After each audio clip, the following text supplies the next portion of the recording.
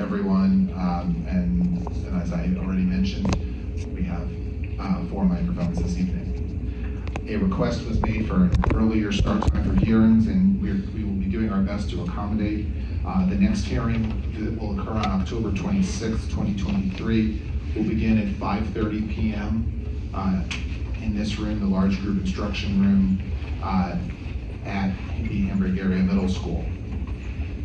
A request was made by Mr. Gallagher to have Dr. Greg Barron Gafford testify first this evening, despite the fact that at the last hearing we concluded the direct exam of Paul Hughes and have not yet had an opportunity to begin his cross-examination.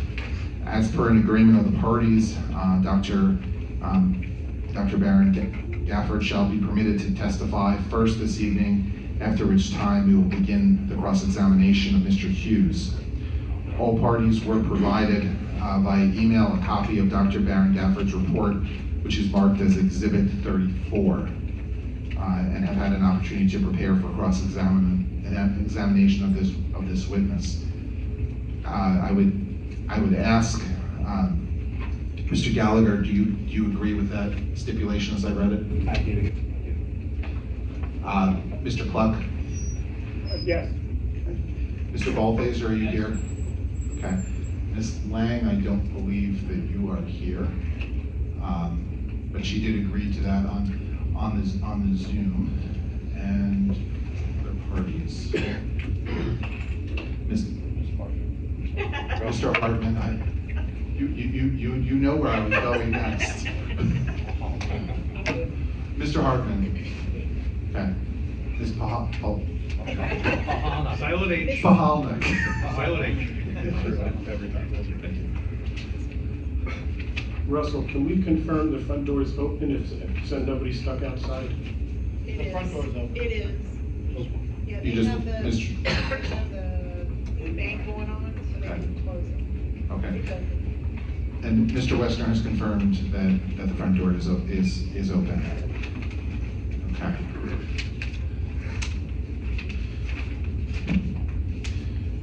Mr. Gallagher also raised a question during our conference as to due process on the basis that he's being prevented from calling his witnesses.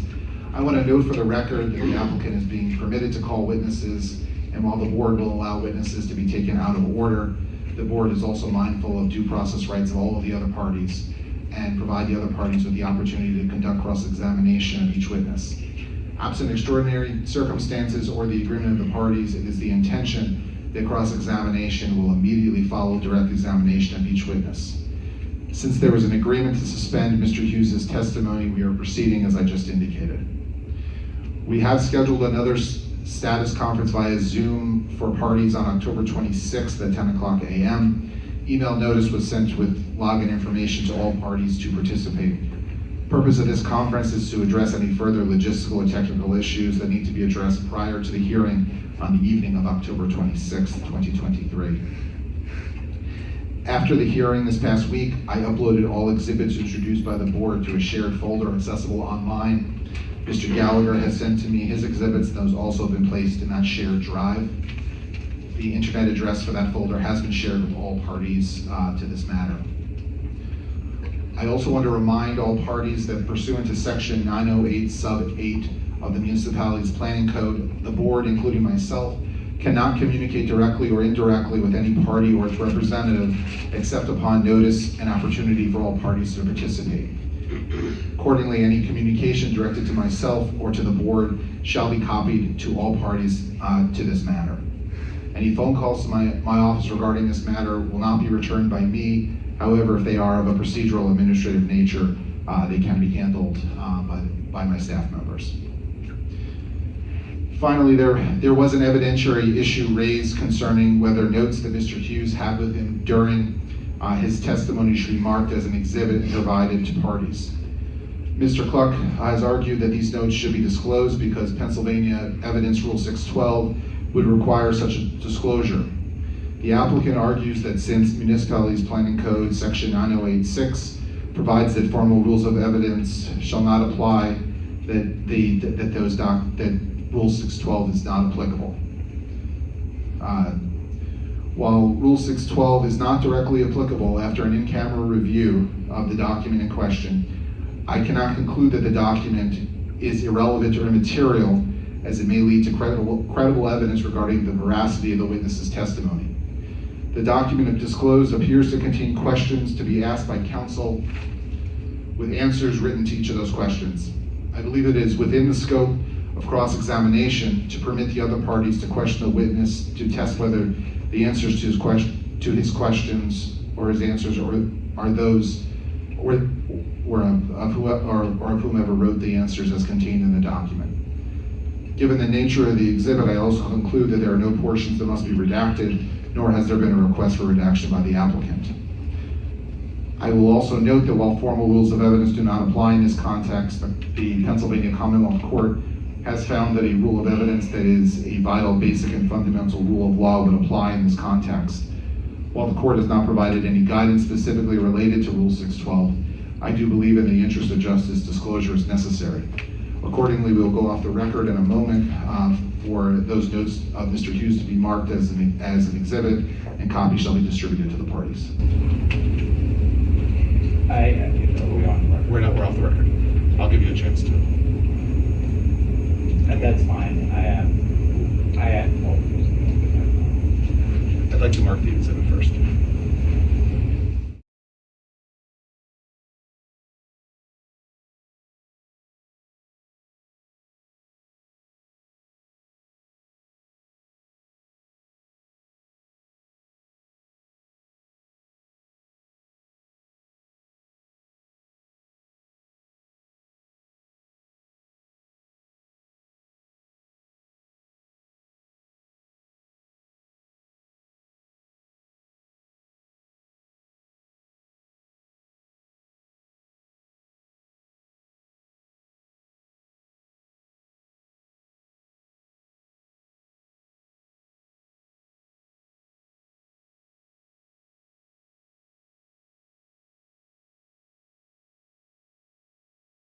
Okay, the document in question has been marked as Board Exhibit 23. Mr. Gallagher, do you have a response?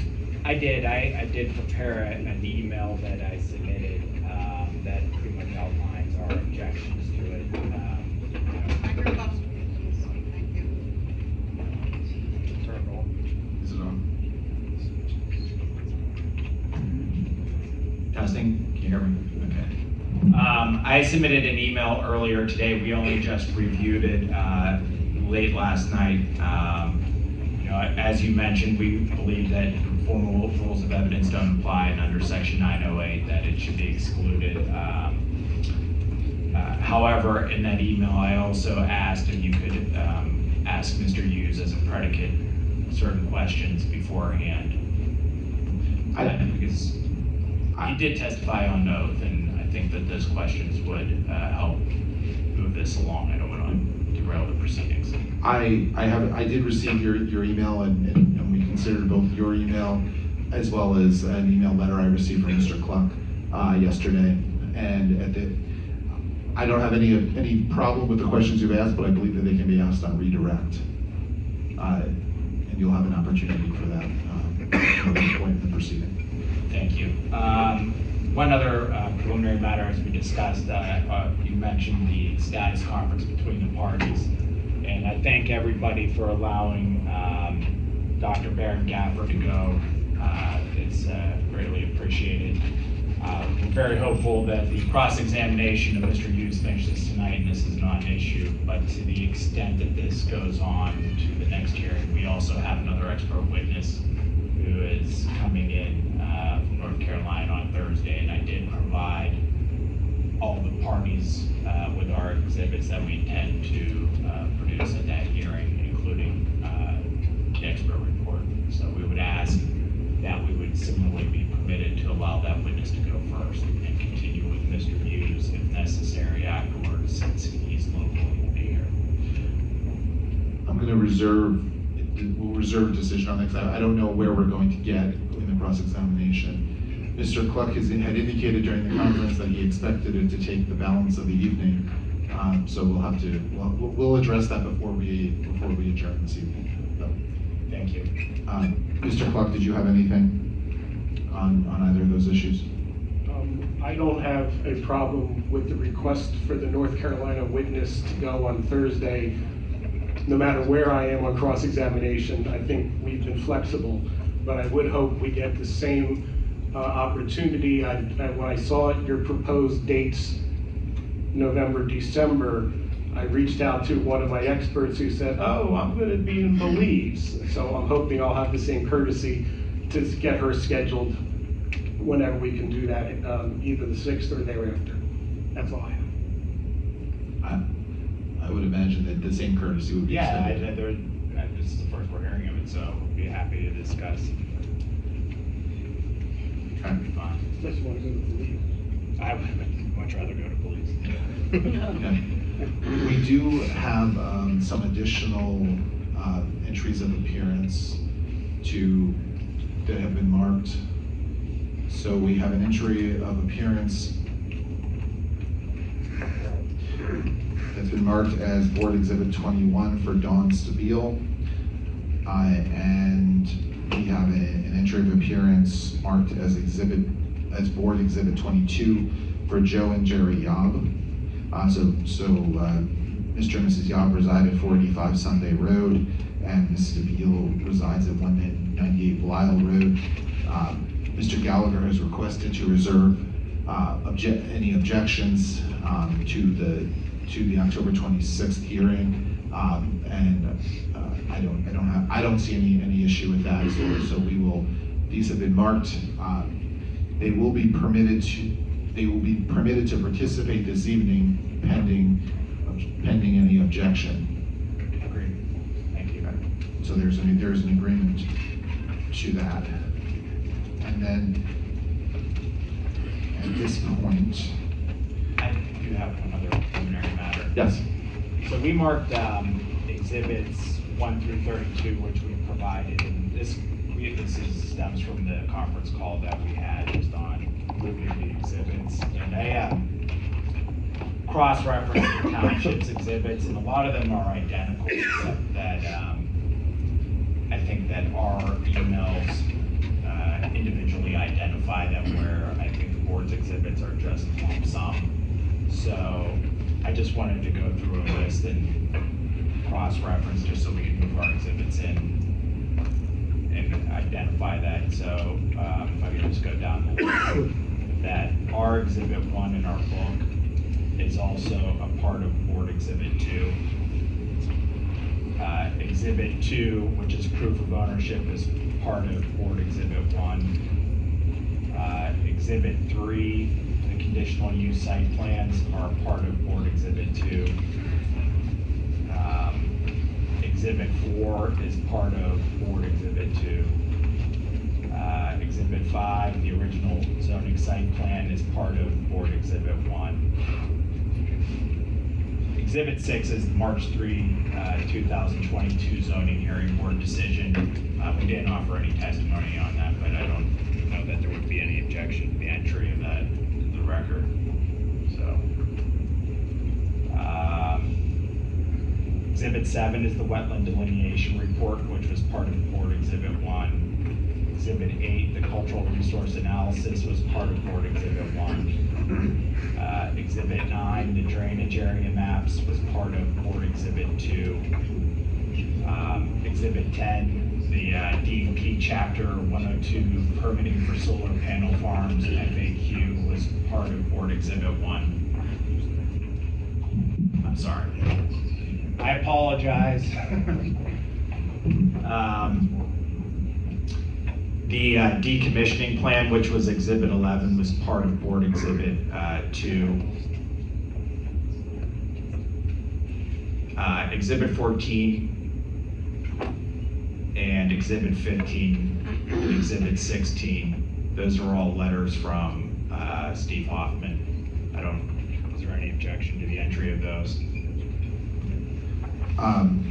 Mr. Cluck, do you have any objection to those exhibits being made a part of the record? Not yet. Okay. All right. Exhibit 17 is the March 3, 2023 response letter from Kimley Horn to those letters. October 3rd, Exhibit 18 is the October 3rd, 2023 Kinley Horn response letter, which is part of Board Exhibit 2. Exhibit 32 is the storm management reports. That was part of Board Exhibit 2. And the buffering renderings were which are Exhibit 36, were part of Board Exhibit 1. So with that, I would just ask to move those into the record formally. If there's no objection. Mr. Clark, do you need a moment to review? Sorry, what was 36? Buffering renderings.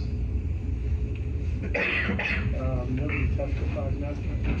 They're Board Exhibit 1. It's just the numbering. And I don't believe there was any objection to Board Exhibit 1. Sorry, folks.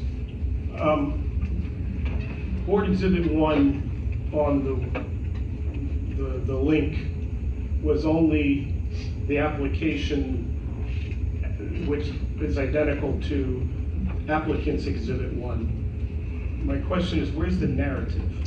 Is that part of the board's exhibits? That's part of it.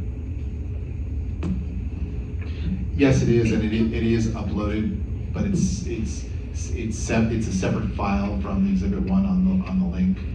But I thought I had appropriately marked it as part of Exhibit 1, but it is part of that exhibit.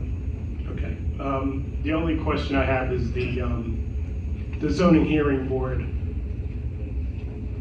I don't see the relevance of the decision, but if the board wants to take administrative notice, I'm not going to object. But I don't think it's relevant to this proceeding. Maybe the board will take administrative notice of that decision. Okay. At this point. Now, do you have any objections to any of the other exhibits? No objection, but I do have some questions and clarifications about numbers 19, 20, 21, et cetera, but I can wait till Mr. Hughes on cross. We don't need to waste time right now. Okay. Ms. Stabile, do you have any objection? Okay. Mr. and Mrs. Yob, do you have any objection? No.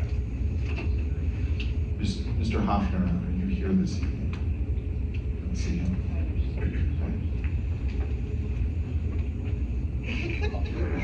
Ms. Pahalman. Silent H, P-A-L-A-N-U-K. No, I'm fine, thank you. Mr. Ballfazer. Just a comment, can an email be sent out that lists all those changes? Yes. So we have clarification. Yes. Mr. Hardman. Okay. Those exhibits will be omitted and made a part of the record. Thank you. And do any of the parties have any additional administrative matters to be addressed? Let the record reflect that there's no response. And then at this point, Mr. Gallagher, if you want to call your next witness.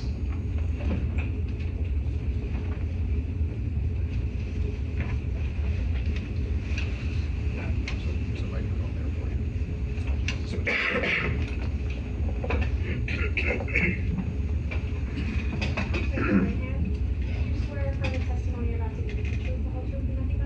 Yes, ma'am.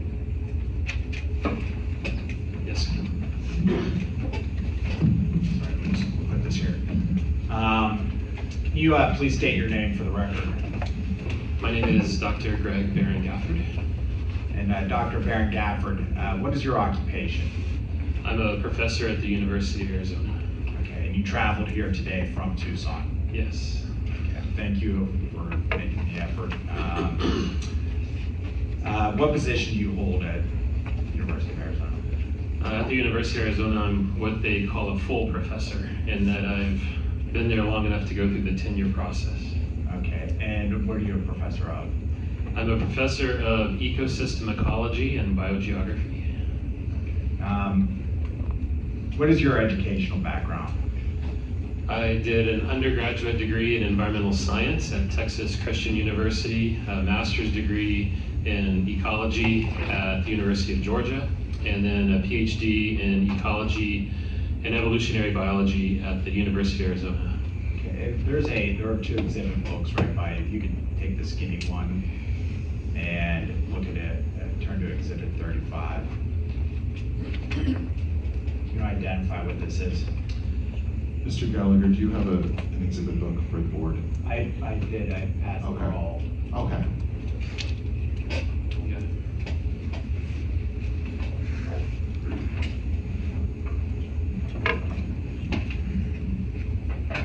Do I need to show everybody else? Okay.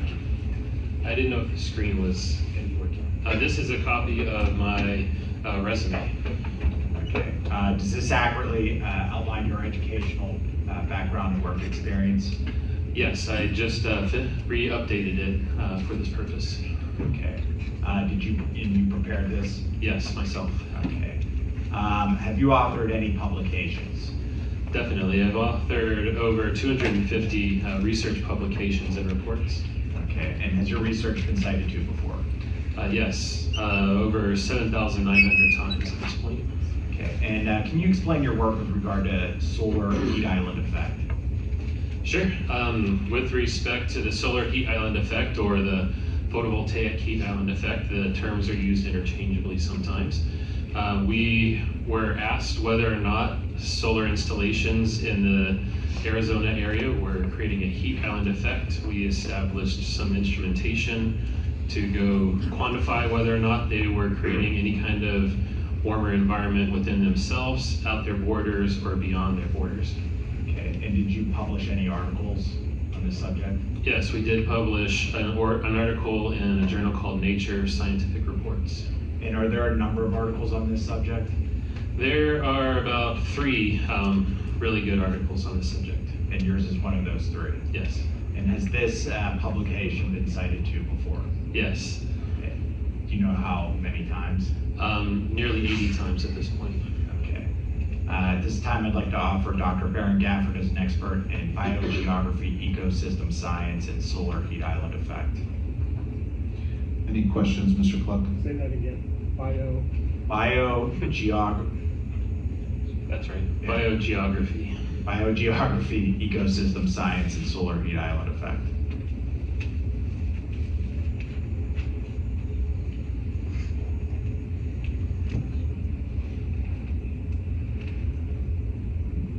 Dr. Baron Gifford, welcome. I hope you recognize you're in Pennsylvania and you're from Arizona, and tonight is not a good night for people from Arizona. That is not lost on me. But I hope that you do not take that out on me in particular. Not until 8:15.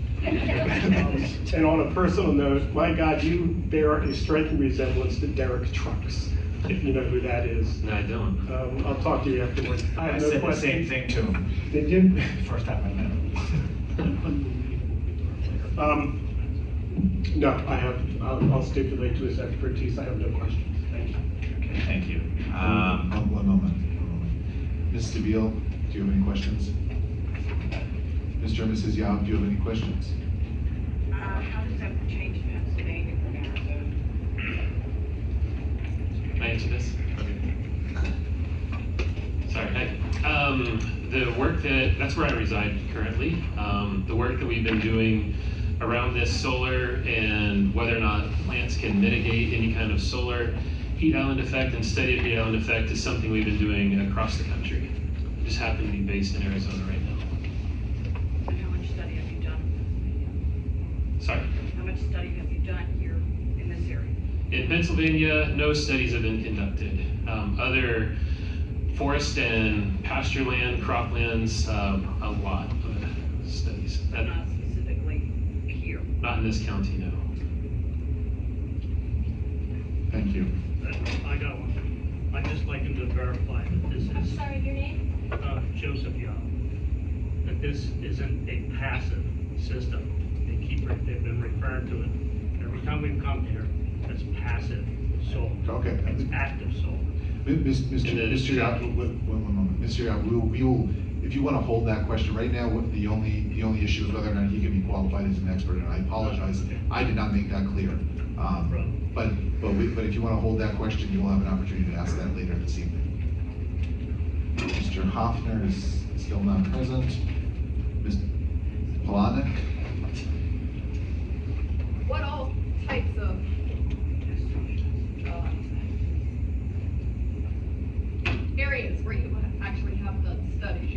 mentioning grasslands, you're mentioning prairie or whatever. Right. And forested areas. Where are they primarily? We've done this kind of analysis in Spotsylvania, Virginia. We've done this work in New York, state, not the city. We've done this work in Georgia, in Colorado, sorry. The chair's falling apart. In Arizona, in Indiana, and Illinois. All right, so humidity. Our humidity, I guess, is probably comparable to Virginia. Yes, as part of preparing for this, or should I answer these questions now? I think we're gonna hold that point until we get into the substance. Mr. Balt, is there any questions as with regard to this witness's qualifications? Mr. Hardman, does anyone on the board have any questions? Okay. Then this witness will be accepted as an expert in, can you say that again? Biogeography, ecosystem science, and solar heat island effect. Say that 5 times fast. I actually do have a question. Oh, Jessica, Yeah. Ms. Lang, I'm sorry, I did not see you Better coming. late than never, they say, right? What was that? I said better late than never. That's correct. I'm sorry, Ms. Lang. You had said that you did not do any studies in the state, and you said not in the county. Have you done any studies in any counties in Pennsylvania? No. Okay, and then have you done any studies of the biogeography, ecosystem, solar heat island effects, or any other area that has a heavy migratory bird population that's internationally protected? Well, I would note that it is a different environment, but Arizona has the highest bird biodiversity in all of North America because of the continuity between Mexico and up into the United States. But outside of that, and Colorado for sure, I don't know, maybe you'll just tell me when to stop, but we've intentionally revegetated the area around the solar array to include bird habitat because of our findings suggesting it's not problematic for the birds. Okay, and then also, like, I have read in some of my studies, that if you potentially damage, like a migratory bird population that comes to an area, that the damage from that loss, if you're killing birds, intentionally or not. Ms. Lang, if you want to hold that thought until we get into the substance, right now I'm just trying to establish that whether Dr. Baron Gafford is an expert. You will have another opportunity Okay, though. but it kind of sounds to me like he's more of an expert, like desert lands type ecosystems rather than something like a mountainous Pennsylvania terrain, correct? You can answer that. Can you repeat that? Sorry. It just seems like more of the areas that you're mentioning are more like a desert type terrain, so you don't really have much study in something as. Right. I would say that, again, I'm from Tucson, Arizona currently. I did not grow up there, and I've only lived there since joining the university. Prior to that, and all of the rest of our work is not only national but international, and a majority of our sites are outside of Arizona where we're studying this research.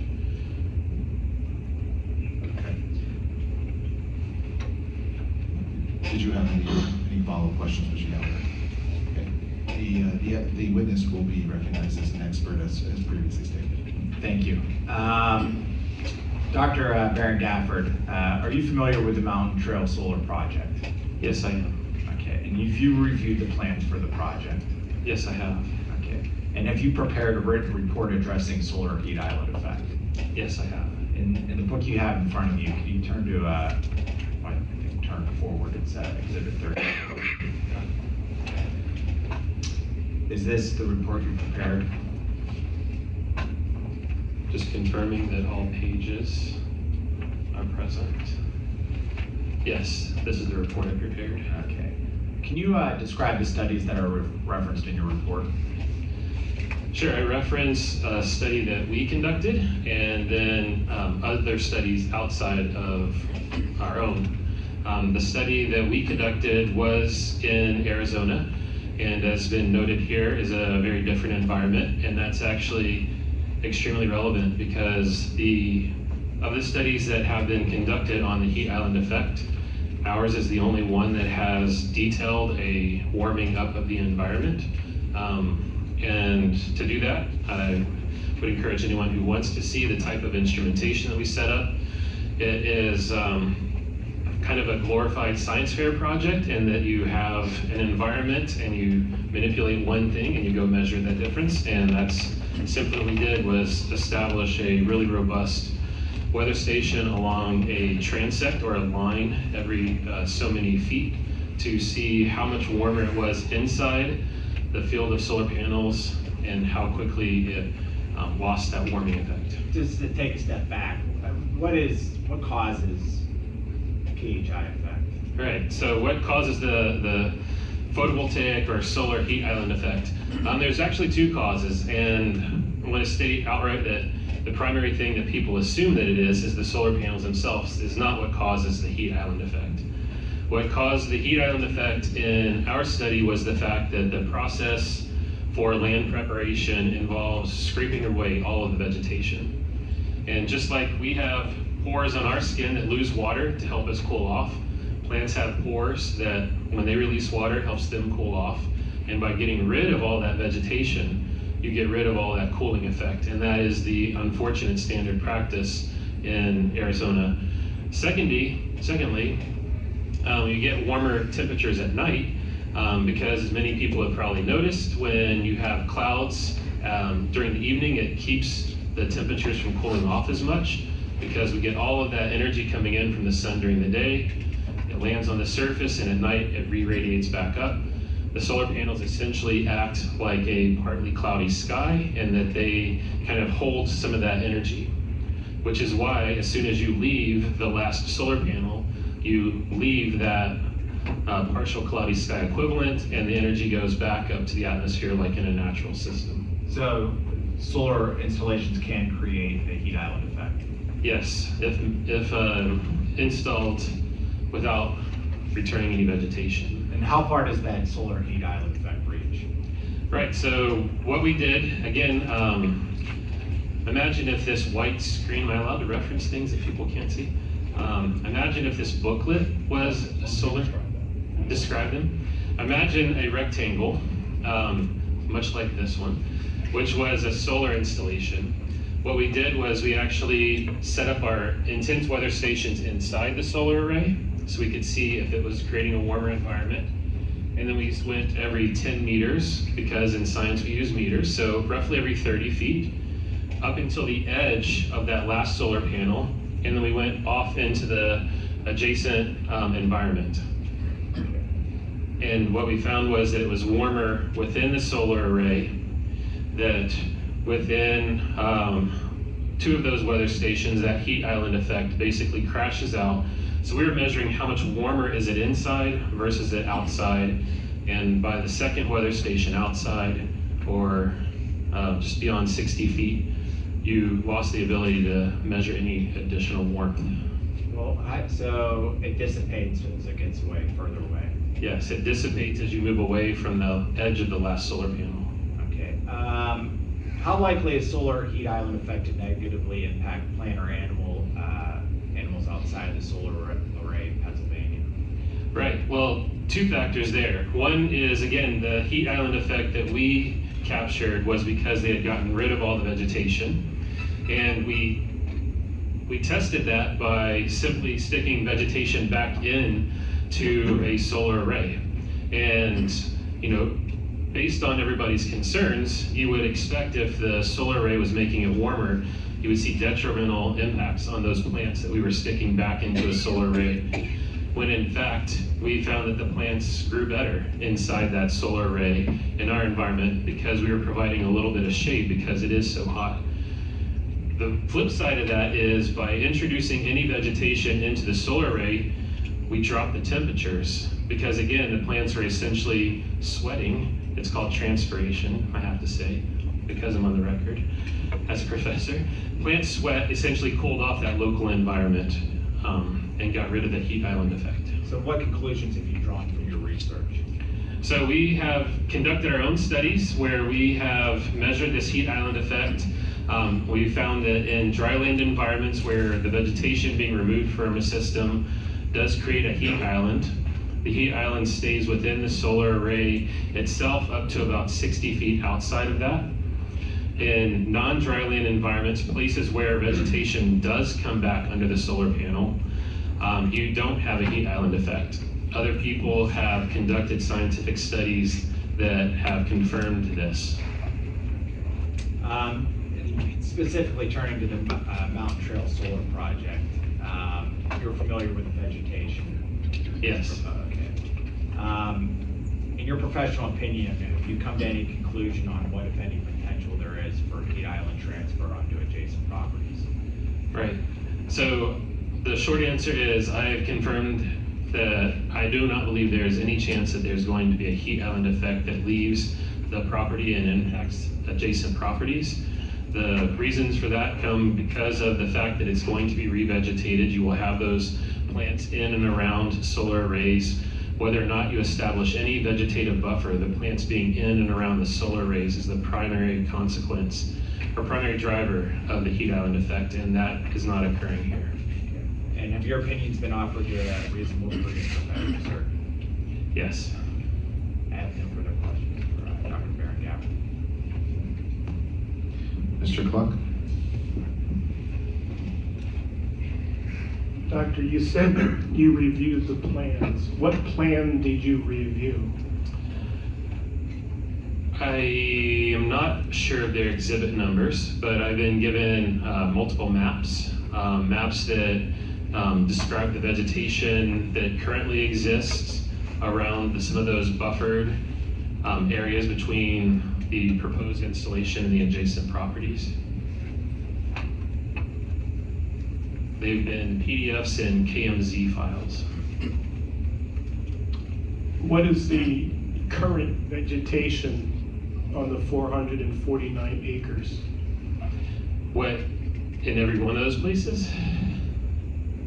Well, there's 5 parcels. Right. Can you describe the vegetation on each of the 5 parcels? Probably not clearly enough. Did you visit any of the properties? Yes, I visited the perimeter today. I did not go onto the property. What is the proposed vegetation after the solar arrays are installed? I've heard that it'll be proposed to be restored with native plants, native grasses, pollinator habitat type plants. And I don't know the genus or the species, if that's what you're asking. And after decommissioning, what will be the use of the land, if you know? I do not know. That was not something I was looking into. I can, if you permit, I can tell you that because part of what we've been doing is actually revegetating solar installations with native grasses, largely with the question of, is there any viability to these systems afterwards? We've been collecting a bunch of soil samples to see how much carbon accumulation there is in the soil, kind of a measure of soil health, and also sampling annually and finding sites that are up to 15 years old, kind of what we would call a space for time substitution. By finding older sites, you don't have to wait for the site you're studying to age. And we have not measured any kind of accumulation of anything that would prevent this from being utilized as an agricultural site in the future for alfalfa or anything else, if that was the desire. When you said 15 years of the solar panels being present? Yes.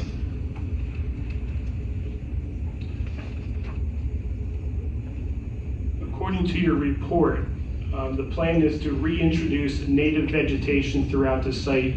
Are you aware that there's a significant amount of prime agricultural soil that the USDA says is class 2 and class 3? Will this site be able to continue to have class 2 and 3 soils after it's used for 50 years as a solar project? In my professional opinion, absolutely. Even in some of our worst soils. As you move west out of the nicer soils that we are having here, we're finding actual soil accumulation through time and a good microbiome. You also state, as well as retain a vegetative buffer in the form of older growth trees along the border between residences and the project. Did you observe older growth trees between the residences and the project? Based on no, because I did not go around the entire perimeter in person using the aerial imagery. That's what I was basing it on. Because not all of the older growth trees are going to be removed for this project, is what I was referring to. And do you know which trees will be removed? I do not recall which trees are going to be removed. Do you know how many residences are across from the solar project on this project? I do not remember that number now.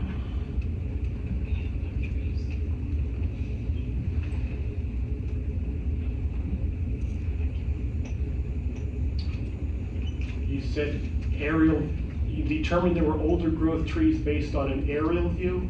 Yes. What, Google Earth? Yes. Do you have that with you? Google Earth? Yeah. What you looked at? Sure. Is it in your report? It is not in my report. But you have it with you? I have Google Earth on my laptop. I'm not going to ask you to pull it up. Okay.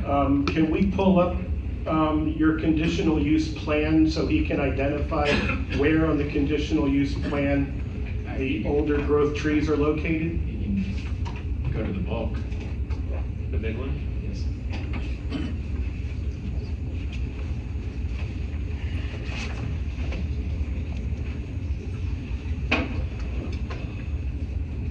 So which exhibits do you want to look at? Well, exhibits 3 and 4, probably 4 is the original.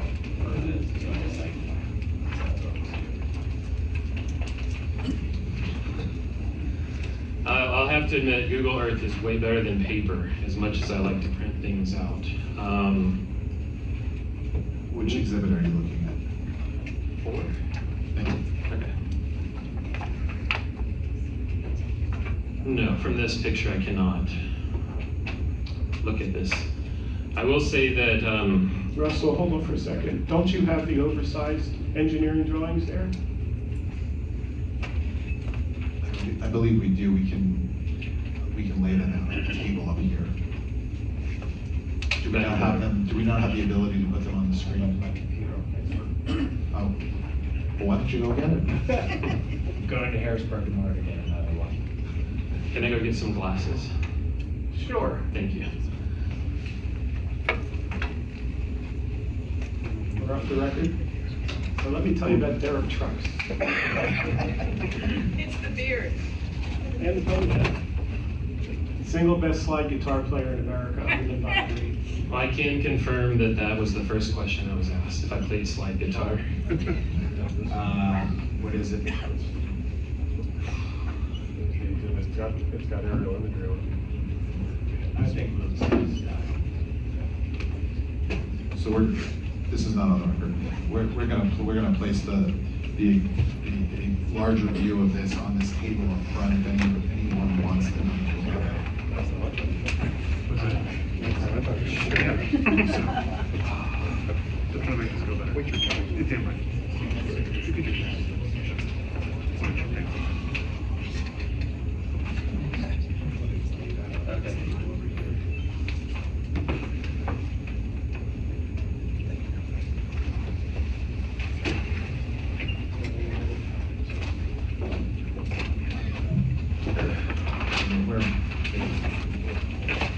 We're gonna go back on the record, and the exhibit, a larger version of it, exhibit 4 has been laid out on a table and is being referenced by the witness.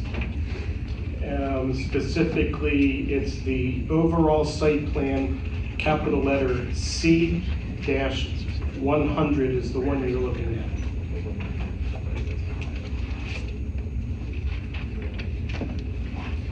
Thank you. So I did forget my glasses. So please don't comment. So I used this initial larger version, C101, etc. Zooms in on certain parcels of this larger map. One benefit of the Google Earth option is that you can actually zoom in even closer, and you can even get lower and see more about the structure of the system, which gives you an understanding of not only where there is a green band, but how high the trees are and the width of their canopy. And that was my definitioning for older growth trees. So if we zoomed in,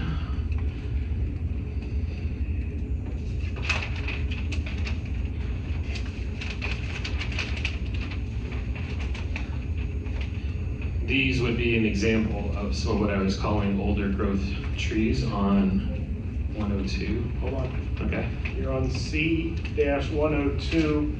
The site legend has a legend for existing tree line. Is that what you're referring to? Yes. So- Here. Yes. So when you look at C-102, existing tree line, how do you know they're old growth? I did not mean to say that they were old growth in the forestry terms, and that they have not been harvested previously by when we were colonies. Meant that in relation to the other trees that were around, or the ones that could be reestablished.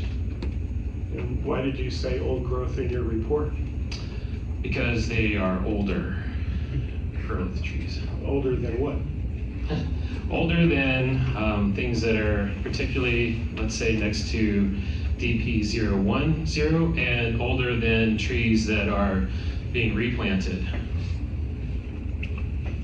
And have you identified the tree between the project and the residences? Can you show me some residences where there are trees between the residence and the project?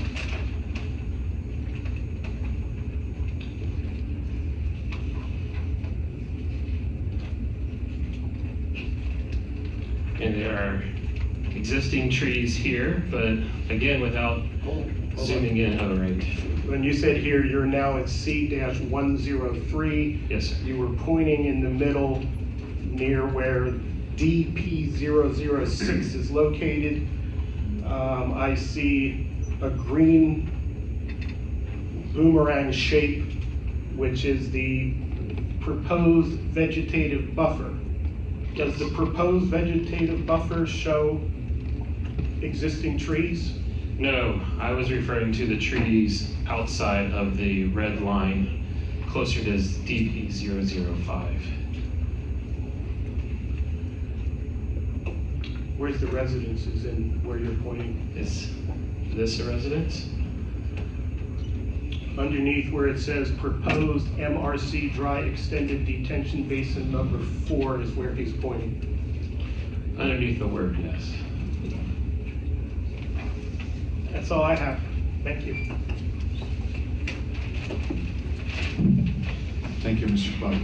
Mrs. DeBeal, do you have any questions for this witness? Yeah, just quick one or two. Just make sure you speak up so this is not sorry. right. Have you ever heard of birds flying too close to these solar panels and sometimes crashing into them and possibly burning up? Now, you talked a lot about the heat under the panels. What about above the panels? Mrs. DeBeal, let him answer the first question. Oh, before we okay. answer Well, the- it's all kind of the same thing. Thank you. Yes, I have heard people mention this. I'm sorry, I wish I had brought more photographs of actually being within solar projects. We see plenty of birds that even roost on top of the solar panels, suggesting to me that it's not too hot for them to touch. I, being 6'3", often have bumped my head into solar panels when trying to work underneath, and I can tell you that it's not hot to the touch. So part of what has driven me and motivated me to come all the way to Pennsylvania tonight is to chip away at some of those stories that we hear I'm not saying that birds never have problems around solar arrays, but as I mentioned before, and I'm sure we're going to talk about it again in a minute, we have intentionally even planted pollinator habitat to attract birds and bees and butterflies to provide forage for those birds that are migrating through by working with the Audubon Society. Your next question? That's it. No other questions? Okay. Mr. and Mrs. Yap. I'm concerned that you have spent very little amount of time in these fields. It concerns me that your knowledge of these fields you don't have. Your judgments are all on other areas. You don't know our area. And that Miss, Should I give this? no. Just ask it. Mrs. Yap, this is an opportunity to ask questions. So if you'll have an opportunity to make an argument at a later point in time. So if you have a question for the witness. Did you study any of the, I guess you didn't study any of the bird sanctuaries or anything that are around here to know anything about how they would be affected by the solar panels here? Correct. That is correct. We have not conducted any of these studies on solar arrays either before or after they've gone in to look for any change over time. That'd be a classic way of doing the science, or observational studies after installations have gone in. But the reason I feel confident in making the statements that I am is because we've done these measurements in other pollinator thoroughfares, places where birds are known to migrate north to south, as is here. We have measured the solar panel temperatures themselves, and that's my area of specialty, so I would not want to get into big discussions about what preferences birds have. But I can, with 100% assurance, tell you that plants have an amazing ability to cool things down. The hottest we've ever measured in Arizona, we've measured our solar temperatures getting inside the solar array going up about 4 degrees warmer at night, about 1.5 degrees warmer in the day. And that is the bottom end of how much cooling plants can do. So the fact that you can simply revegetate, or in places like Pennsylvania, just allow the grasses and the native grasses, the old alfalfa, those things to come back in, means it's going to knock out all of the heat island effect inside the solar array. Okay, so that takes care of the heat, but I don't know if you're even authority on, what about the glare from the solar panels? Do you know anything about the glare that's coming from them, or is that somebody else that would know that? That is not me. Is that an objection? Objection. Sustained. Do you have any other questions? Mr. Gao, did you have a question that you wanted to ask? Mr. Hoffner, I still don't see you.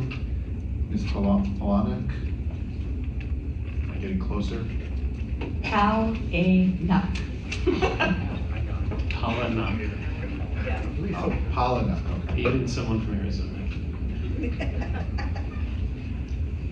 So I'm really curious about the difference where you are in like Colorado, Arizona, the plains, the prairies, which is far less humid. Northern New York, far less humid than Pennsylvania.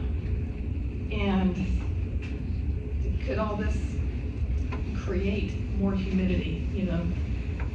Plants respirating or transpiring, does it create more humidity within that island?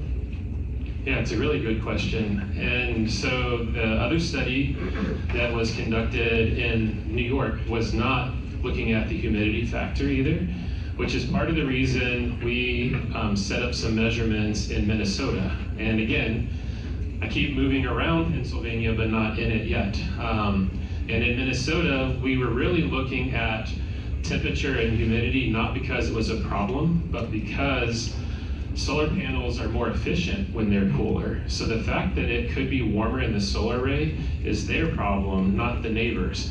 And so they were revegetating with plants that they knew conducted lots of this transpiration, lots of this water loss from plants. Because in Arizona, as you know, we are much drier, means there's a bigger difference between the dry air and the wet air that plants make. And so you can actually cool down the solar panels enough to make them more efficient when you are in more dry areas. When you get into the more humid areas, more than anything, you simply lose that ability to cool down the solar panels by having that transpiration there. So we're not seeing anything in terms of the heat island effect. More than anything, you're losing an ability for that water to cool off the solar panels to make them more efficient. So why would it be an advantage to put solar panels in an area where it's not easy to cool them? Right, well, because most of again, feel free to object if I'm getting way off track here.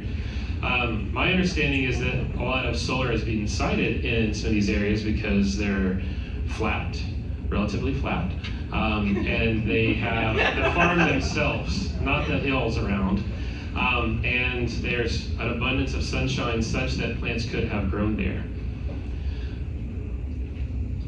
So the proposed vegetation, what native grasses are we speaking of, or who selects those grasses? Where are they native to? Yeah, I don't get to answer that because I'm not part of the landscaping crew. Okay, you just had mentioned. It's a great question. Are you being financially compensated for appearing? I will be, I hope. I have not yet been paid. Okay. That's all I have, thank you. Thank you. Mr. Balthaser, do you have any questions? Sorry, can we get the microphone real quick? How much vegetation is needed to cool the plants? Are we talking low height, a few inches, or a foot, or? Great question. So I don't have to repeat it, I usually do, because nobody has a microphone.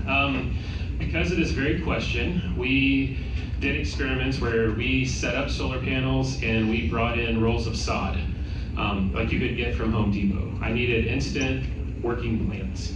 And so we had rolls of sod, which are sometimes about 3 feet. We cut them in half, so we had only 1.5 feet of grass. And again, this is low stature grass coming from Home Depot. We had full rows, then 1.5, and then 2 feet. So everything between 1.5 up to 6 feet. And once you had about 3 feet of grass, which is approaching maybe covering 40% of that space between solar panels, it was detectable. And it was detectable by measuring with something called a fine wire thermocouple. It's kind of an electronic thermometer of sorts that you can just have there in the atmosphere, or the air. And you mentioned the bottom of the solar panels are cool to the touch. Did you test the top of the solar panels? Did you touch them? Are they? Yes, same. Same temperature? They're not hot from the sun? They are hot from the sun, but I would not say.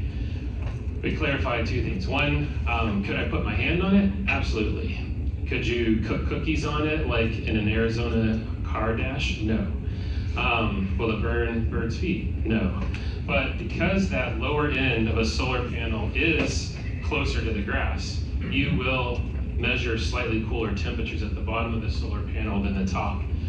But the way that you measure that is with one of those infrared cameras, or even the infrared laser gun like we're all used to because of COVID. But I would not think that if you were touching the top and you came down and touched the bottom, you would notice the difference because it's so small. Okay. All right, one further question then. What size and number of trees do you recommend for a buffer?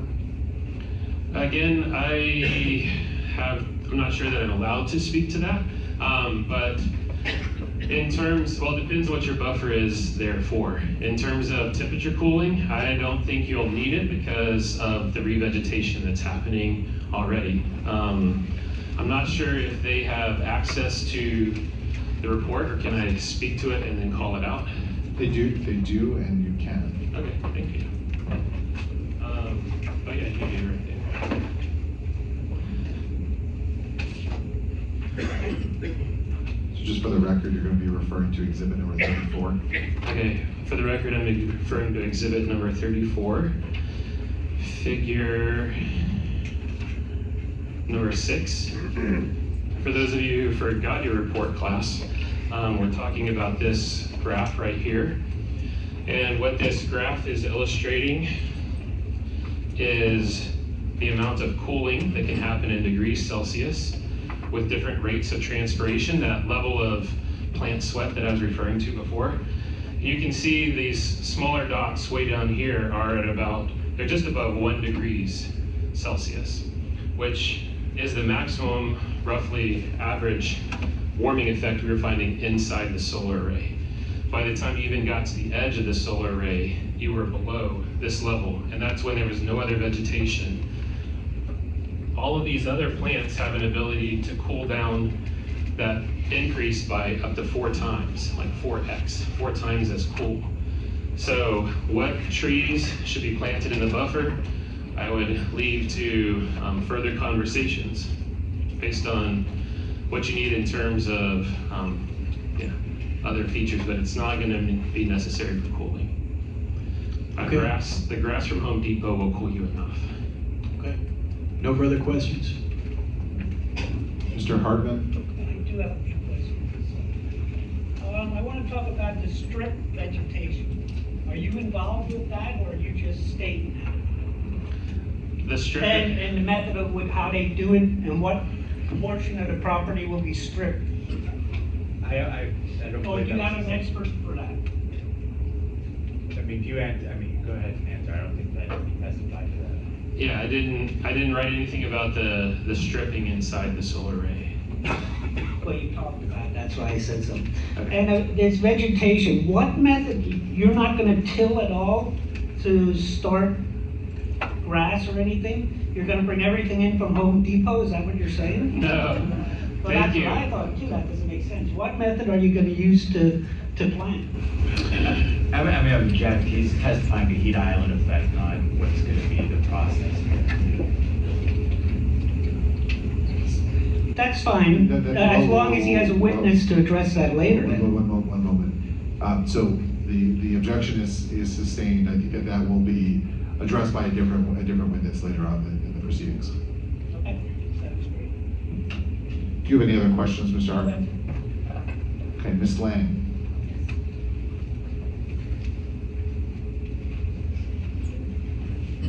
So when you were talking about the solar panels with your theoretical square that had a weather station every 10 meters or 30 feet, how big of a size is that? How big That is you're the weather referencing? station itself, you mean? Yeah, so that you were referencing in the study where you said that the second station showed no additional warmth. Right. Does size matter? I would again reference exhibit 34, figure 2. If it's difficult to see in this photograph, it is about 6 feet tall.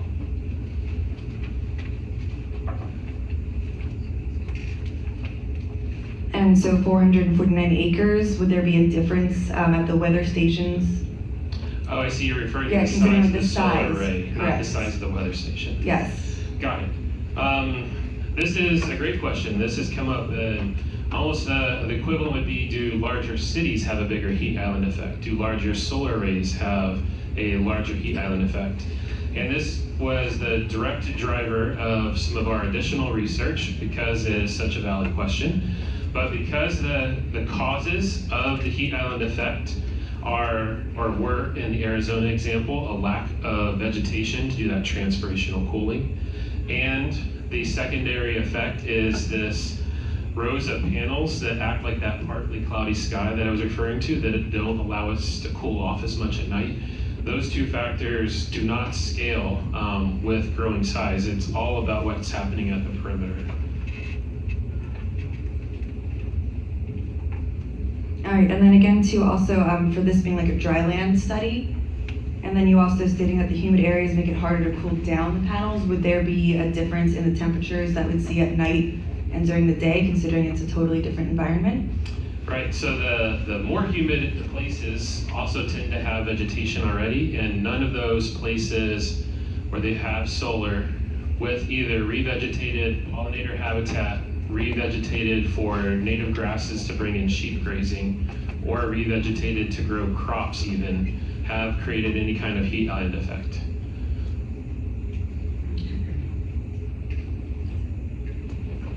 Thank you. Do any members of the board have any questions for this witness? Is there any redirect? Just one question for clarification. I believe you answered this. There were questions regarding the trees and buffering. Is it accurate to say that your testimony is that's irrelevant to the heat island effect? It's just the vegetation that's underneath the panels that is important? Absolutely. The primary driver is the lack of vegetation, and because this proposed plan is to be revegetated, there should be no heat island effect. And that is my expert. I have another question. Mr. Clark, is there any recross? Just a second.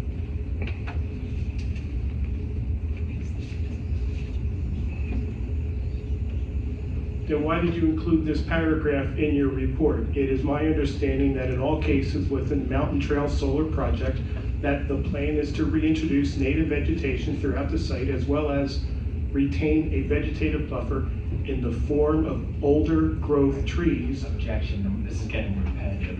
We just spent 15 minutes going over this. Overruled. Along border between residences and the project. If it wasn't relevant, why did you include it in your report? Do you normally include irrelevant information in your academic reports? Actually, that's a great phrasing. We actually have to, in our academic reports, respond to reviewer comments, and sometimes in conducting similar studies in other locations, including Spotsylvania, that is one of the questions that came up, is will the vegetative buffer that's being created help my heat island concerns?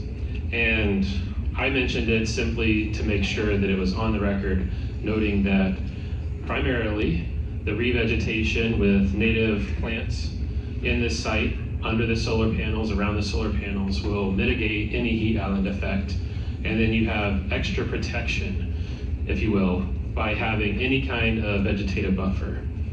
If there was no vegetative buffer, and I'm not saying there shouldn't be, if there was no vegetative buffer around the project anywhere, you should still not have any PV or solar heat island effect in this site.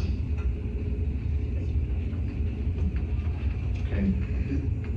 Members of the public, this is an opportunity for recross, and what that gives you an opportunity to do is to ask questions as it relates to the redirect, so the questions that Mr. Gallagher just asked.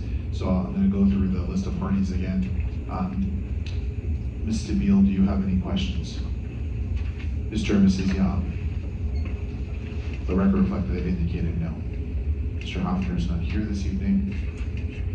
Ms. Palinuk? I would just like a better definition of native grasses or native vegetation, or because that obviously is very different from one site to the next. What would be that definition of native vegetation? Again, I will not be a part of the revegetation team. We can talk about at other locations with respect a little bit to how that revegetation happens. Revegetation can be as simple as let things come back. This is part of multiple studies related to both U.S. Department of Agriculture and Department of Energy, who are both interested in this intersection of our farmlands and our energy locations. And so people have just left it alone. Other parcels right next to that is intentionally reseeding with scattering seeds, so like a hand distribution of those revegetation efforts with locally listed pollinator species. As I mentioned, when we were especially considerate of the bird populations, we went to the Audubon Society and asked their suggestions for annual and perennial native plants. And the final one was actually using a machine that punched holes to plug in those native plants. And in none of those cases did it matter in terms of the heat island effect. Obviously, it matters in terms of what abundance of what comes back, but that is a good question for the vegetative plan. Thank you. Mr. Balthaser? No further questions. Mr. Hartman? Ms. Lang? Yes, when you say pollinators, do you mean bees as well? Yes, depends on, again, I would say I describe it as a plant menu of what you're looking for. So native bees, honeybees, moths, butterflies. So even if like polyurethane is bad to be finished on fence posts to maintain Objection, hives? this is outside the scope. No. What materials are used in these panels that would be safer for the bees? You know, than something that could finish on wood if that's unsafe, just since you're a specialist and professor. Mr. Gallagher? Yeah, the objection, this is outside of the scope of redirect. Right, but if you're saying that you're Wait. gonna. Do you want to read, I'm going to sustain the objection if you want to try to ask it, if you want to ask it. Different way? So just remember that the questions have to be related to what was asked on redirect, so we can't go into anything new right now. So you just answered the question, then you're talking about the pollinators. So you can follow up on the pollinators. Okay, so the bees would not have any issues being around plastics and whatnot that would be emitted from the solar panel? Correct. We do not find plastics being emitted from the solar, heat being emitted from the solar. In fact, it is becoming a new small business to host apiaries in and around solar arrays.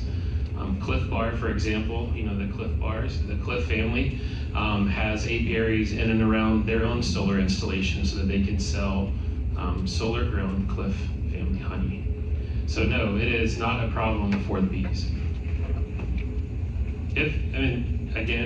I'll go so far as to say, if you make your apiary out of the things that apiaries should be made out of. I mean, but if you guys are doing this for the community, then wouldn't that be something we're hoping to do correctly? Better plans for that? Objection, same. Can you read back the question? But if you guys are doing this for the community, then wouldn't that be something you're hoping to do correctly? The objection is sustained. Do you have any other questions, Ms. Lang? Mr. Mazeka has a question.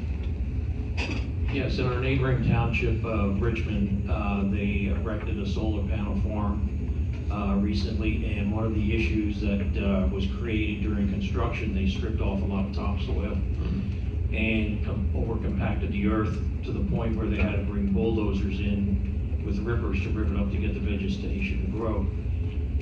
Would it be your recommendation during construction or somewhere in this project that it states that no topsoil should be removed from this project? Being another point would be, when you turn around after decommissioning, you want to turn this back into farmland. You don't want to have to truck topsoil back in to make farmland. Would that be, in your professional opinion, should that be a recommendation? I don't know if I'm allowed to answer questions. Just answer to the extent you can. Yes, I think that in my professional opinion, it is best to leave as much of the soil uncompacted and on-site as possible for revegetation and reestablishment for any future use. Yes. Thank you. Okay. I believe at this point this witness can be excused. Thank you for your testimony.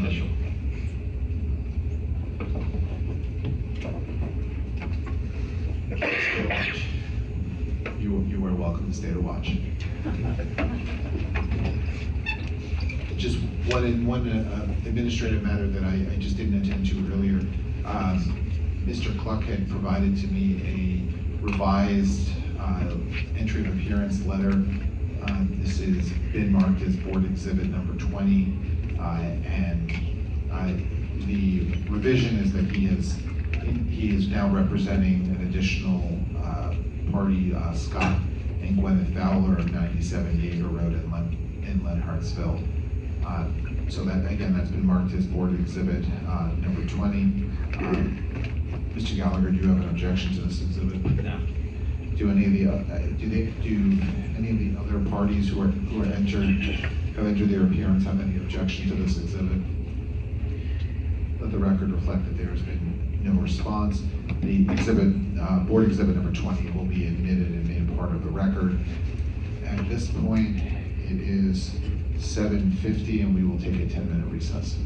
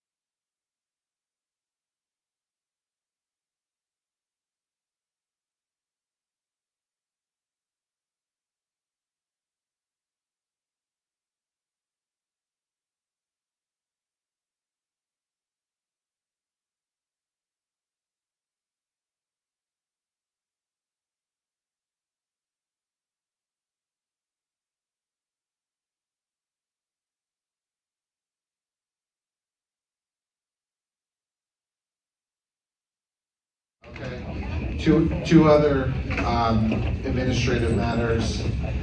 First, as what's been marked as Board Exhibit number 24 is an entry of appearance form that has been entered by David Ossenbach of 930 Klaus Road in Lenhartsville. Again, any objections will be reserved until the October 26th hearing. And then Mr. Cluck has advised me that he will additionally be representing Gloria James at 146 Blisle Road in Lenhartsville.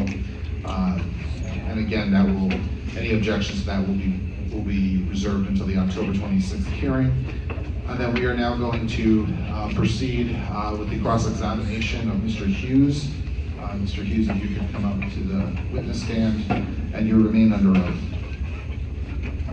And Mr. Cluck, once he gets settled, you may begin.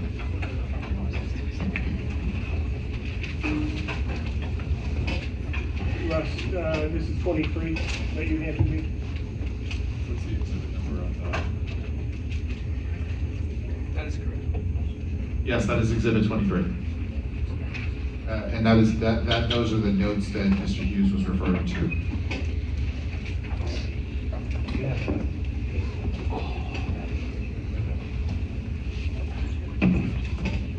Good evening, Mr. Hughes. Good evening.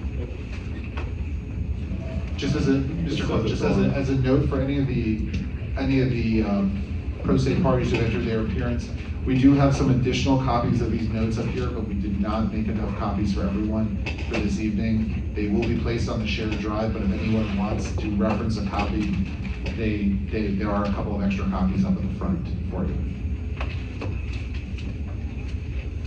Hi, Mr. Hughes. I did some of this when we were examining your qualifications to be an expert witness, but I want to do this again. What I'm going to do is I'm going to run down the exhibit list and ask you which ones you or your firm prepared. Yes, sir. Exhibit number 1, January 4, 2023, the conditional use application. And the document that's in Exhibit 1 is a January 4 cover letter from Mr. Gallagher's law firm that attaches the Windsor Township form application, 1, 2, 3 pages, and where it says signature of applicant dated 12/29/22, it's actually signed by Mr. Gallagher. Did you have any role in preparing this application? Besides being part of the project team, we did not directly prepare any of these documents in the application form. Those were prepared by Mr. Gallagher's office. So you're not in a position to testify as to the truth and correctness of any of the information in the application marked as Exhibit number 1? I'm not sure that's entirely true. Depending upon exactly what is asked, I'm familiar with the contents of the application. Okay. But did not prepare it directly. Where's the narrative?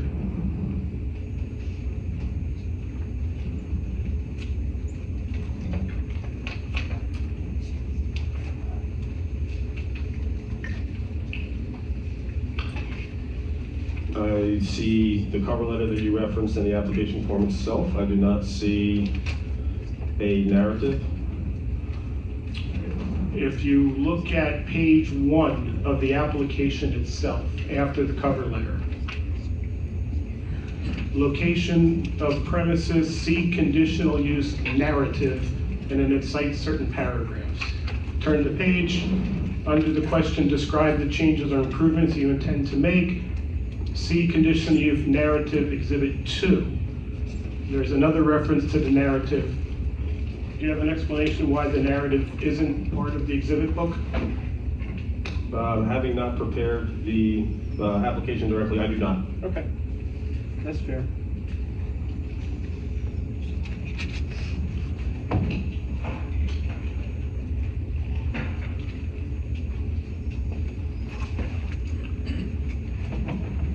May I approach the witness? Yes.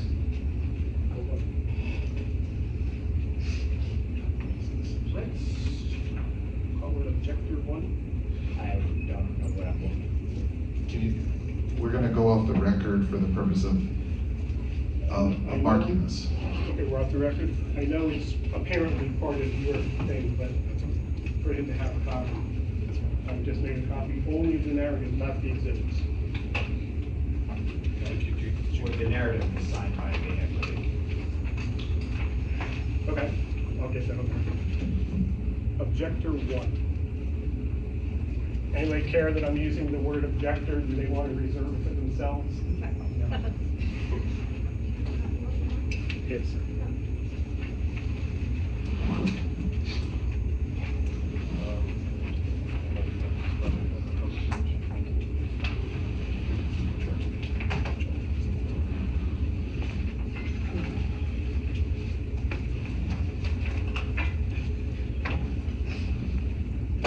We'll go back on the record. And a document called zoning narrative and exhibit book has been marked as objector exhibit number 1. Mr. Cluck, you may proceed.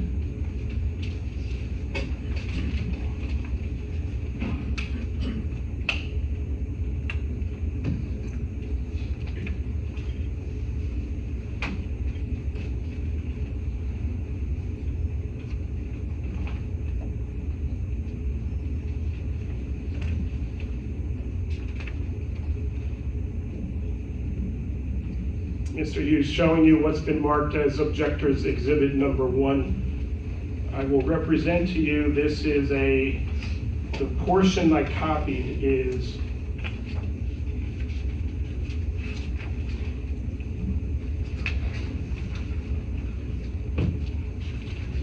pages. There are 14 numbered pages. The 15th page, it just says exhibit list. This is a document that I obtained from Windsor Township when I filed a right to know request asking for the application. Are you familiar with the narrative portion of the exhibit? I am. And for the record, the exhibits to the narrative are other marked exhibits within the applicant's exhibit notebook.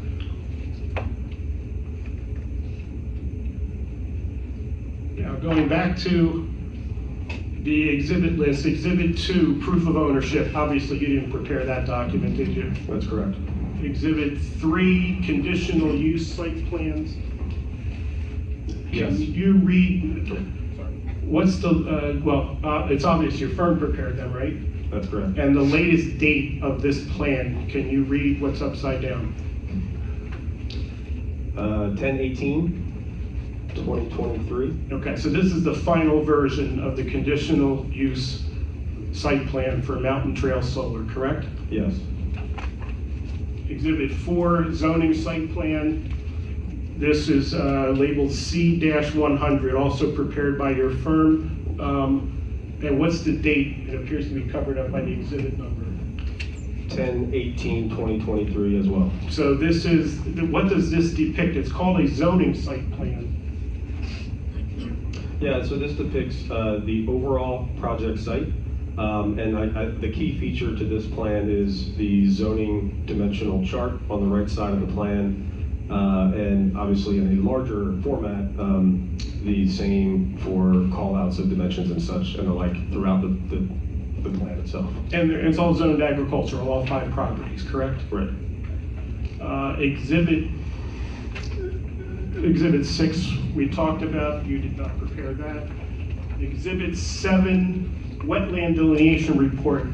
This was prepared by your firm or was subcontracted? It was prepared by a Kimley Horn employee, yes. Exhibit 8 is the cultural resources analysis. Same question. It says prepared for Kimley Horn. Who prepared this report? On the bottom right of the cover sheet, you see a reference to the sub-consultant firm, Commonwealth Heritage Group, which, forgive me, I believe they have a new name now, they were acquired. But it was a sub-consultant not prepared directly by Kimley Horn.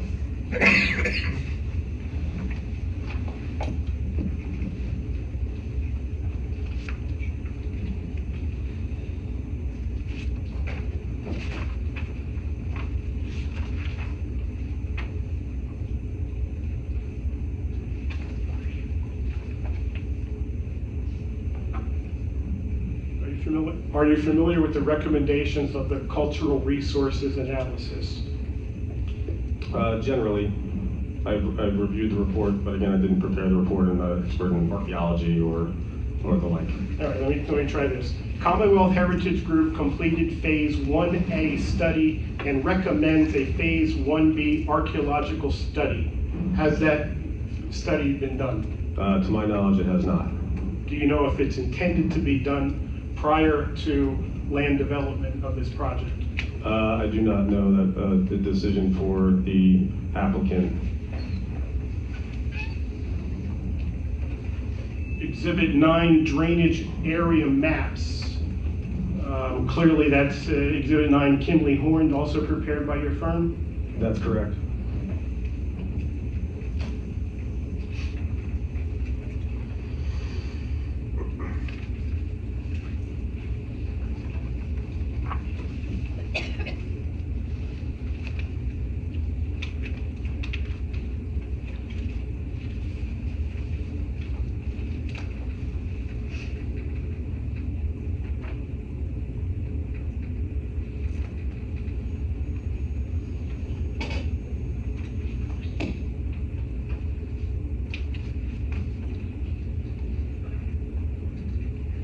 Exhibit 10 is the DEP guidance document. Exhibit 11, the decommissioning plan, also prepared by your firm or prepared for your firm? This was prepared by Kimley Horn. Okay, and I see your seals on that. That's correct. Number 12, a fixed tilt diagram. Who prepared this? This was prepared by the applicant, Leeward Renewables in-house staff. I'm sorry, who? The applicant, Mountain Trail Solar LLC, or the parent company Leeward, by in-house staff. In-house staff. Okay. Yeah. Number 13, Great Valley Consultants, letter dated November 15, 2021. Exhibit 14, Great Valley Consultants, letter dated January 31, 2023. Number 15, a March 14, 2023 letter from Great Valley Consultants. Exhibit 16, July 11, 2023 letter from Great Valley Consultants. 17, it says March 3, 2023 Kimley Horn response letter. If you look at Exhibit 17, the March 3, 2023 letter, this was prepared by you? That's correct. Number 18, October 3, 2023 Kimley Horn response letter. Was this prepared by you? Yes. If you look at underneath Dear Ms. Kaufman, it says, please find the following responses in bold addressing comments from the review letter dated October 2, 2023. Is there a review letter dated October 2, 2023?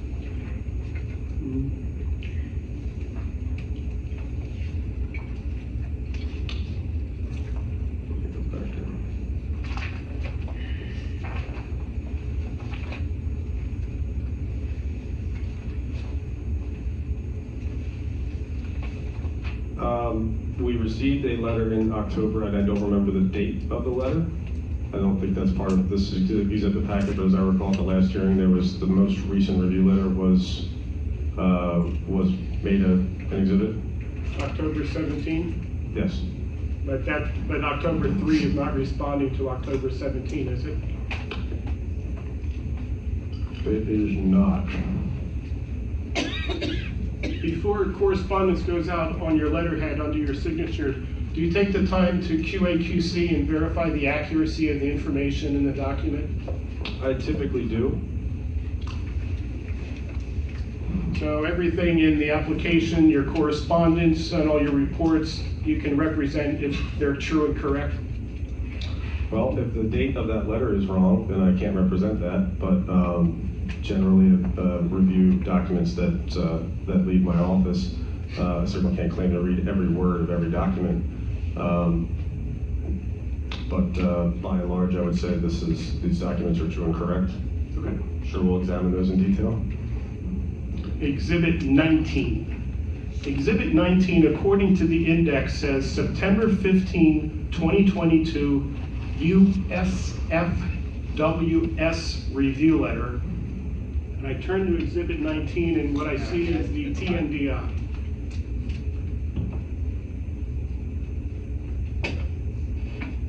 What you see is what I see is the PNDI. Okay.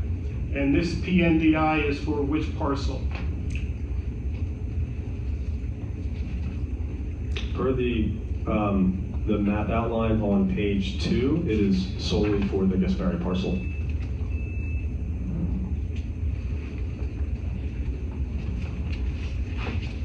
So the exhibit list, which I'm assuming you did not prepare. That's correct. Okay.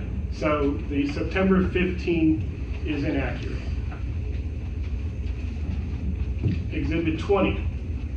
It says here, March 1, 2023, USFWS review letter. Turning to Exhibit 20, this is another PNDI. Which property is this one? This one is for the Frederick property.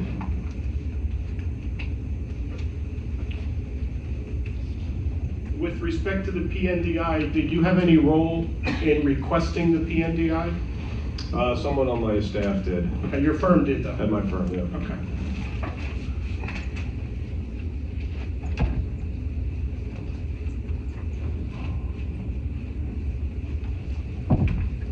Okay, 21 says May 12, 2022 PNDI receipt. It appears to be the September 15, 2022 United States Department of the Interior Fish and Wildlife Service correspondence to an Autumn Thomas of the Davie Resource Group. Who is Ms. Thomas? Davie Resource Group is a sub-consultant of which there are a select group throughout the Commonwealth that are qualified to perform bog turtle habitat surveys.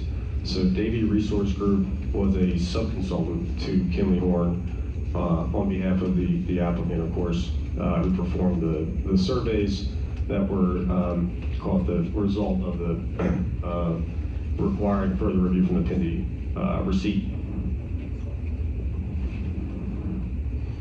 Do you have a copy of the Phase 2 bog turtle survey? Have I seen a copy? Yes. Do I have a copy? No, I don't believe I do. Okay. And no bog turtles were found in any of the areas that were studied? There was a initial study, the Phase 1, which is determined if there's habitat. That necessitated the Phase 2, where they returned and spent some number of hours looking for bog turtle within those habitat areas, and finding none, reported those findings back to Fish and Wildlife. Okay, so habitat was present, turtles were not? That's correct. That's my understanding of having reviewed those reports. Okay. 22 says it's labeled the other PNDI report receipt. It's actually a March 1, 2023 letter from Fish and Wildlife Service. What's the purpose of this correspondence? This was a follow-up. A couple things. One was an indication that we would avoid habitat, and the response, I'll kind of cut to the punchline, where it describes the letter from September 15th having concluded the project will likely not cause a negative effect on the bog turtle. And then this was in response to our letter from December 27th, and then forgive me, I didn't mention the recipient, Maxo Serkis, is someone that works for Kinley Horn. He's one of our environmental folks. But if you notice that the description there is avoiding the impacts to those areas, and then it's coming to the conclusion no additional bog turtle surveys are proposed. And this, the final paragraph there goes on to state would not likely not cause negative effects to the bog turtle, which is essentially what we typically see from Fish and Wildlife as what we would call a closing letter, or clearance letter. Okay, so let me just be clear on the record. The March 1, 2023 letter from the Fish and Wildlife Service and State College was addressed to your firm. The relevant paragraph says, since our letter of September 15, 2022, which is Exhibit 21, which concluded this project likely would not cause negative effects to the bog turtle based on negative phase 2 surveys, new parcels have been added and additional wetlands, parentheses, consisting of wetland complexes 4 and 5, parentheses closed, are now included in the project area. When it says complexes 4 and 5, is that referring to separate lots or separate properties, or is that something specific to the wetland survey? The wetland survey, they label or number the contiguous wetland areas as complexes and number them in sequence.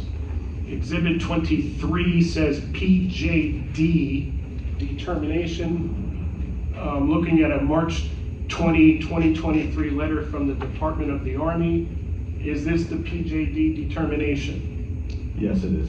And what's the purpose of this letter?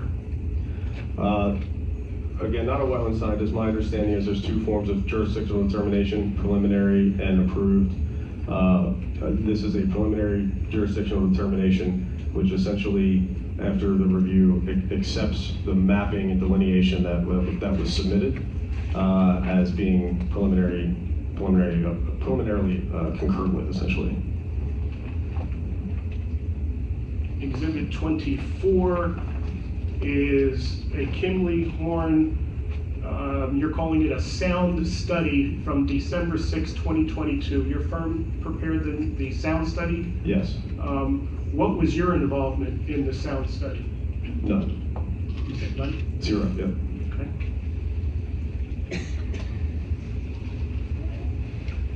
25 you would recognize as your CV. Yes. 26 solar panel stormwater schematic is a one-page document from, that's the Ohio EPA October 2019 source you discussed on direct. Yes. 27, the 100-year inundation plan. Again, your firm prepared this? Yes. Can you tell me what this exhibit depicts and represents? Sure. If you refer to the bottom right, you see a color-coded key with the title of inundation depth. This is basically the hydrology study that our hydrology team prepared for this general area around this property. And everywhere that in the 100-year condition, accumulation is forming, obviously in low areas, water features and so forth, as you would be able to tell from the locations of the colors on the map. The color indicates the depth of the inundation. Moving to 32, the stormwater management report, that was prepared by your firm? Yes. Your involvement? This was review, not direct analysis, but review and oversight. Earlier, Exhibit 10 was attached to the narrative, and it's also a separate exhibit. This appears to be guidance from DEP. That's my understanding, yes. What's the purpose, or for what purpose did you rely upon that guidance document? Well, we rely upon the guidance document primarily because in making submissions to both county conservation districts and Pennsylvania Department of Environmental Protection for NPDES permits, which are required for any project over 1 acre of earth disturbance, which these all are clearly going to exceed 1 acre of earth disturbance, we've been made to itemize responses to some of the items within the FAQ. Also, since the guidance having been provided, I think is a useful discussion tool for our purposes with our clients, for our purposes with local municipal reviewers, and so on. So we've provided that as an exhibit that has in part informed our preliminary stormwater analysis that was requested by the township engineer. And the work that your firm did was consistent or in compliance with that guidance document? Yeah, so the way the guidance document works is there's a series of questions in the fourth section, or what's commonly referred to as FAQ 4. We basically look at those items as items that we'd like to maintain compliance with. However, what we've determined as the intent of the document is if you can't comply with 100% of those items, it simply triggers what's called FAQ 5, which is more rigorous stormwater analysis, which is what we're doing anyway, and frankly is what we do on all of our projects. The result of FAQ 4, in terms of actually complying with 100% of the items in FAQ 4, it then provides the guidance that no stormwater analysis is required. We are certainly doing rigorous stormwater analysis to meet township codes in Chapter 102 for DEP and PDS purposes. And just to be clear, FAQ stands for? Frequently asked question. Turning to page 1 of Exhibit 32, under the Executive Summary, Section 1.1 Project Overview, would you read the first paragraph, please?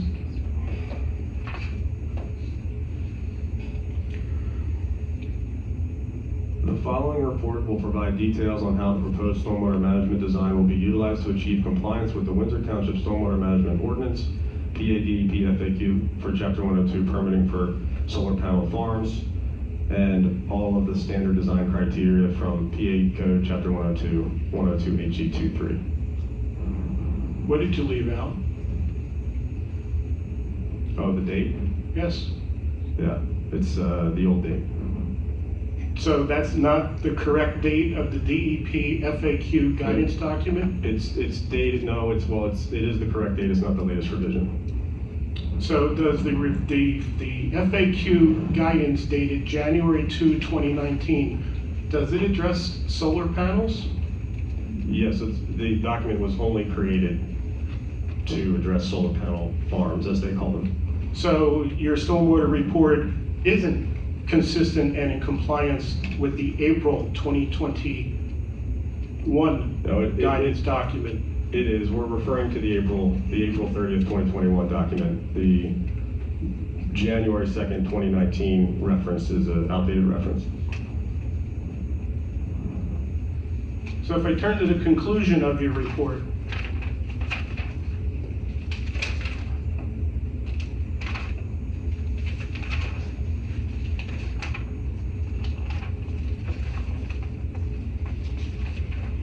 page 14.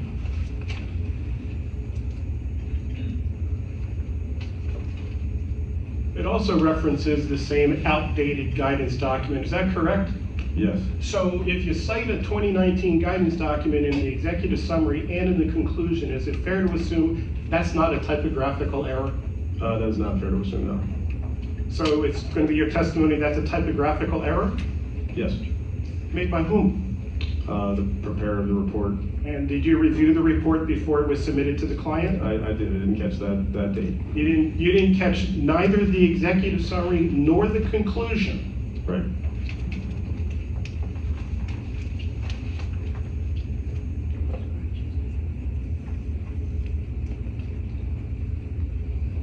Do you have a copy of the 2019 version of the guidance document? I don't with me. We certainly have it on file somewhere. Are you able to testify what are the differences between the two documents?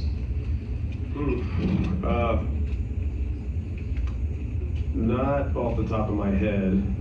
I had some involvement with DEP in working through the language in the revised document, but I certainly can't give you an itemized breakdown of what's different between the two.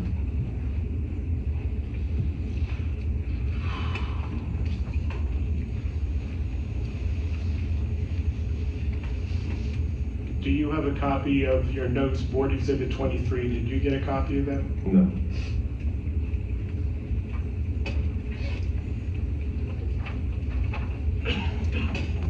Let the record reflect that the witness has now been provided a copy of Board Exhibit number 23.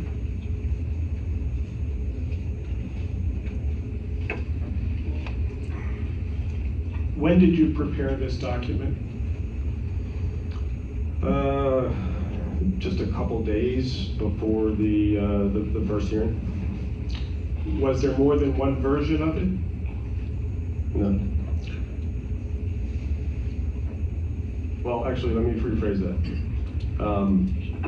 There was one version that was that I was initially working with, and Mr. Gallagher provided some additional questions at some point during our preparation. So technically, there were two versions. Explain to me how this started without telling me the substance of your communication. I'm not invading work product or attorney-client, but I want to know who prepared, how did this start? Did it start with your notes or it started with his list of questions? The list of questions. Okay.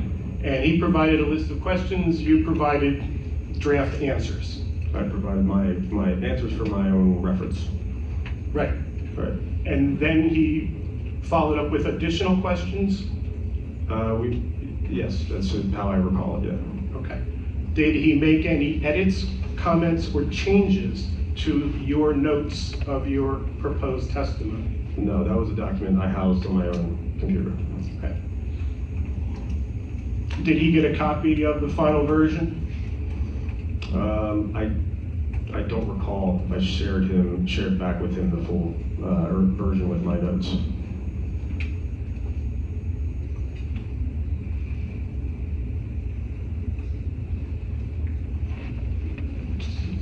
To make Mr. Gallagher's life easier, you personally prepared the notes on Exhibit 23. That's correct. The notes that reflect responses, you did not prepare the questions. That's correct. Do those notes accurately reflect your testimony from last Wednesday evening? Yes.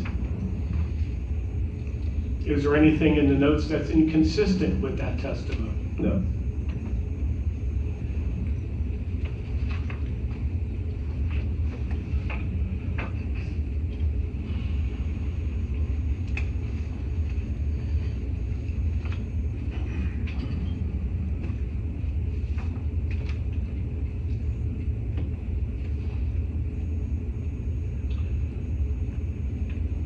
Let's go back to, you testified on your qualifications that you participated in a number of solar projects.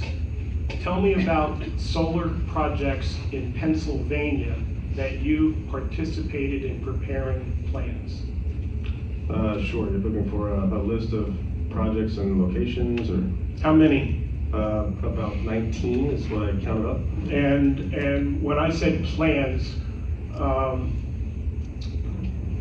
what was the largest solar project you participated in either megawatts or number of panels or acres? Yeah. So the largest project that I've done out of our office is a project called Great Cove 2. Would you spell that, please? Great, G-E-R-A-T, Cove, C-O-V-E, 2, Roman numeral 2.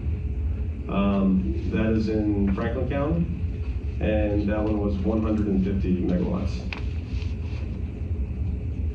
Is that known as the Penn State project, or is that different? It's not. They're relatively close by, but no.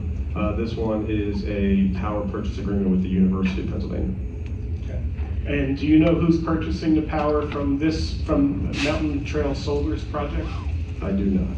And actually, as far as I know, there isn't a PPA, but I'm not entirely sure on that. I'm sure the applicant would know the answer to that question, if there is an answer. PPA? Oh, I'm sorry, power purchase agreement. I apologize, I'm not the business end of the deal. That's okay. Of the 19 projects, how many of them required conditional use approval?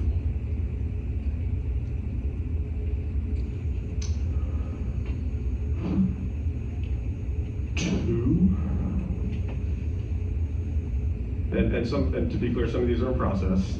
These are not, fully constructed, as it's a new industry, but I can think of, actually, it might just be one, to be honest.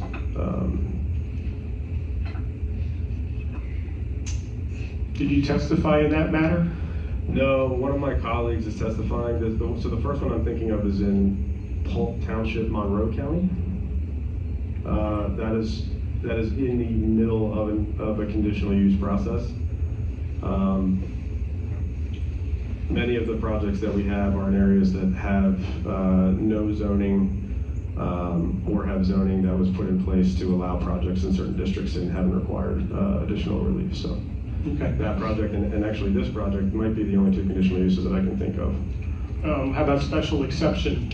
Haven't had a special exception yet. Okay. With respect to, This, I'm sorry, just to clarify, this is for solar only? yes. And your answers were for solar? That's correct. Okay. I think it's Exhibit 4, overall site plan, Exhibit 5, overall site plan. Your firm prepared those plans. Did you design the proposed solar commercial energy system, or was that provided to you by the applicant? The current version is what I would call a preliminary layout done by a Kimley Horn electrical engineer. And I only say current because we had been, the previous versions were not. The current version was done with an electrical design, or a solar design program called PV Case. Again, not my thing, but one of the electrical engineers from Kimley Horn did do this. The panel layout that is currently reflected on the plans. And your firm designed the original application that was subject to a proposed variance that went to the zoning hearing board. That was also your firm's design? Yes. Okay. And that obviously has been updated by adding an additional property? That's correct. Okay. It says here the preliminary topographic survey was prepared by RIT2 in September 27 of 2021. Is that accurate? Yes, RIT2, it was a sub-consultant surveyor. It says preliminary topographic survey. Was there any updates or revisions since September 27, 2021? I don't believe so. Typically, more refined survey is performed further down the road when you're into either land development or in some cases what we would call final design in the industry. So at that point in time, September 27, 2021, that was the original design with just the single property, correct? That's correct. So when you added an additional property with hundreds of acres, there was no additional topographic survey? I will probably revise my statement. There was survey done on the new parcel to add it into the property. Who did that survey? I believe it was RIT2 also. Why isn't it referenced on your plan? I don't know. So the plan's not accurate? It may have a reference that needs to be updated. Do you have a copy of the topographic survey? I presume it's in our records. I don't have it with me. Mr. Solicitor, I'd like to make a request. Would you prefer that I have to have a subpoena issued to the witness? Or would the applicant agree to provide the topographic surveys? I don't know that they exist or that they're relevant. They just said they exist. I'm assuming they exist. To the extent that they exist, they should be produced. I would ask that a thorough search of the witness's records be conducted, and that report be produced to all parties of record in advance of the hearing on Thursday. Well, first of all, I mean, there has to be a search done, and we'll look forward to it. I don't know that we're going to be able to provide it before the next hearing for something that we don't even know where it is, and I would also reserve an objection on relevance grounds. And we can't rule on whether it's relevant or not until we see it. So I'll allow you to reserve your objection. If you're not able to produce it by Thursday, please notify all parties. I believe we have a status conference or a call scheduled. I believe we have a call scheduled for Thursday. Thursday morning. So if you can't locate it by Thursday morning, you can notify us at that point. So Mr. Hughes, what is in a topographic survey? What information would I be looking for?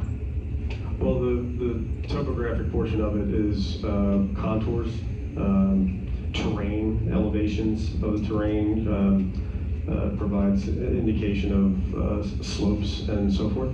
Of course, there's also the property lines and other basic property information. So it would identify steep slopes? Yes.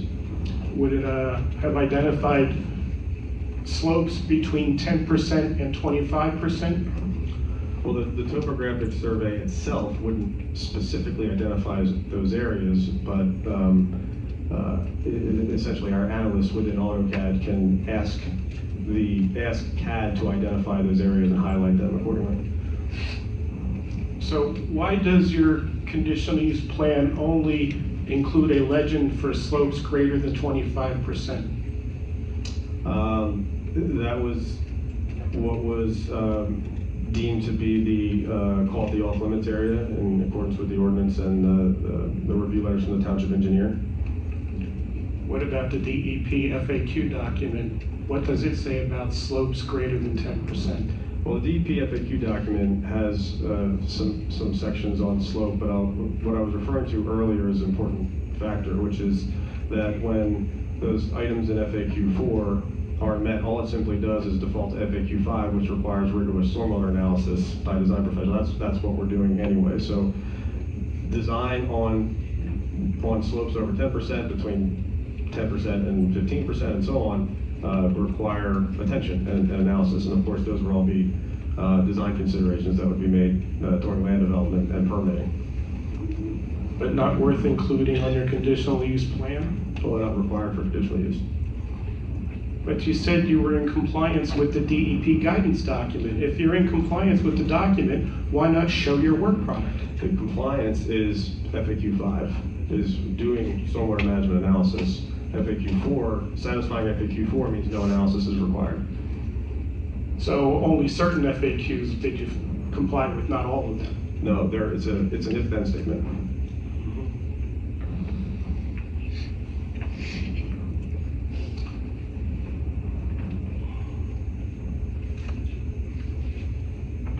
But,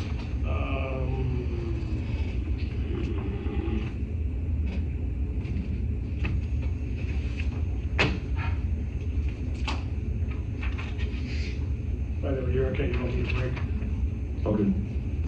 Mr. Clerk, we're going to go off the record for just one moment. Yep. In case anyone's wondering, the game is tied 1-1 in the third inning. You can go back on the record. Thank you.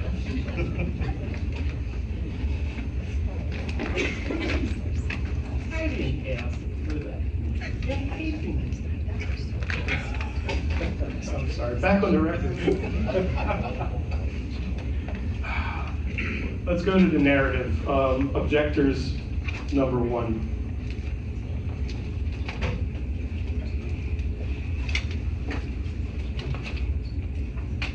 Who's the applicant? Mountain Trail Solar LLC.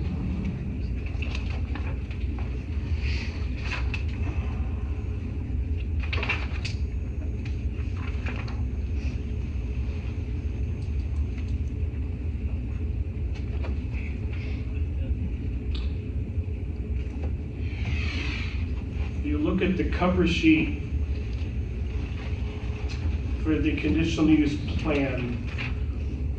What I was referring to, I think it's Exhibit 3.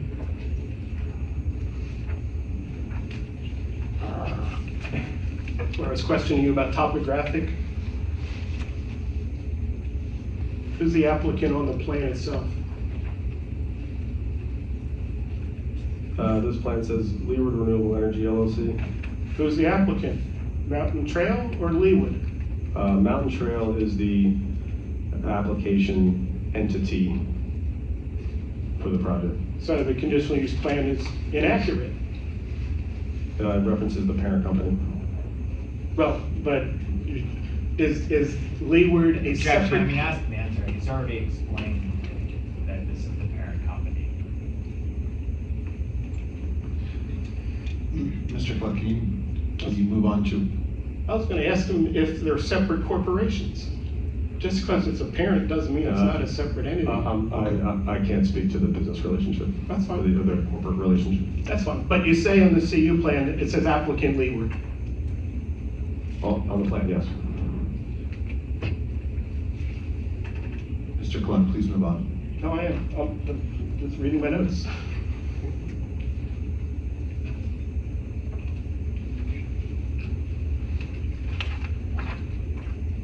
Did anybody from Mountain Trail or Leeward attest to the accuracy of the application?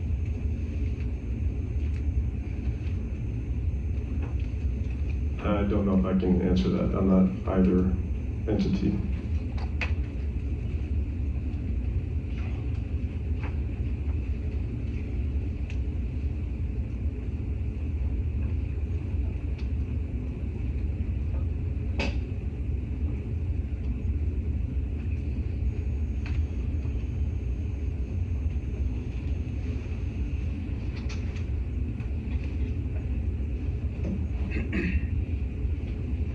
Paragraph 4 on page 2 of the narrative.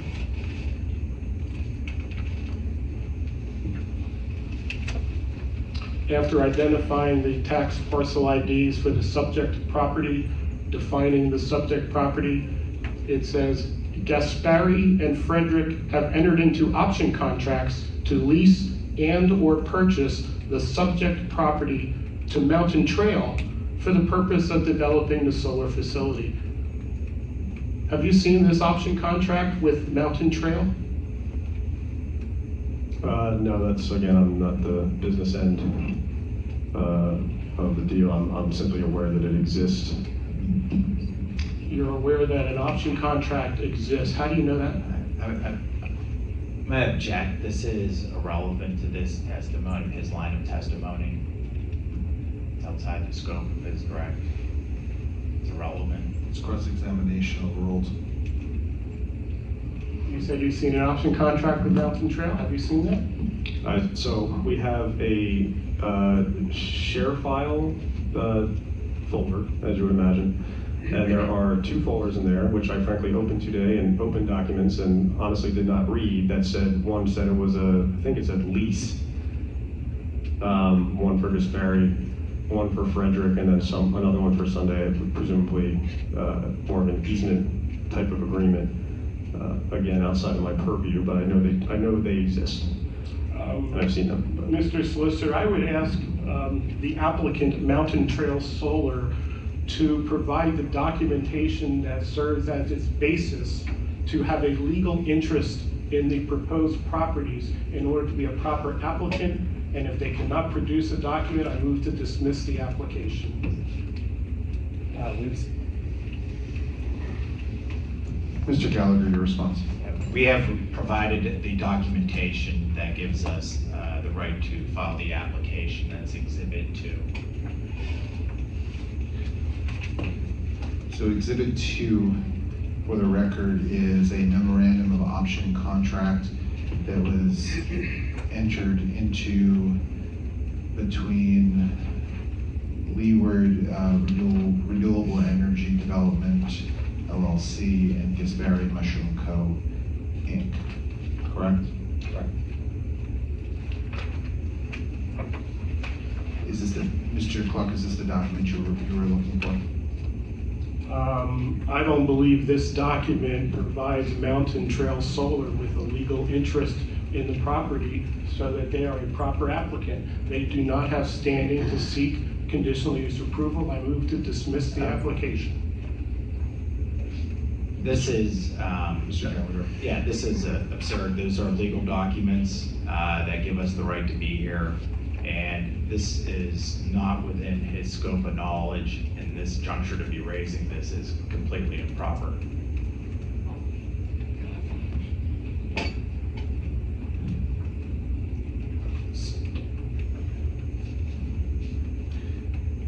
So, I think you're both right. I'm not sure, I think this is definitely an issue that needs to be addressed. I'm not sure that this is the right witness to address it with.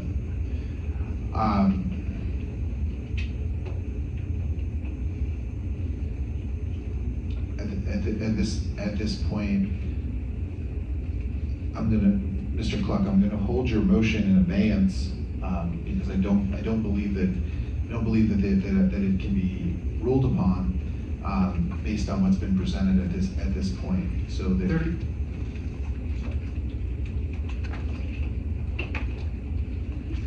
For the record, the application was submitted by Mountain Trail Solar, LLC.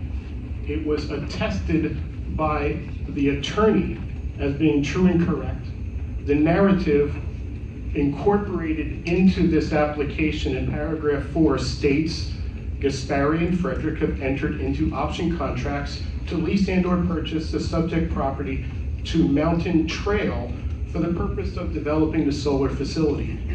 If that's not accurate, then it's a false statement and the application is not true and correct. It is not properly attested by counsel, and Mountain Trail Solar does not have standing. I don't need the witness to testify. It's a legal argument. They don't have standing. Why are we wasting everybody's time? Mr. Gallagher. It's a meritless argument, especially to be raising at this time. We can address it in our proposed findings of fact and conclusions law and with additional fact witnesses. You know, I think they have to have standing up front. You don't develop standing in the middle of the hearing. Can I have a proffer as to what fact witnesses you would call to support? Well, I mean, at this juncture, almost 2 years into this process, I don't think that there's any confusion with the board or anybody else that that Mountain Trail Solar is the project company for Leeward for this project.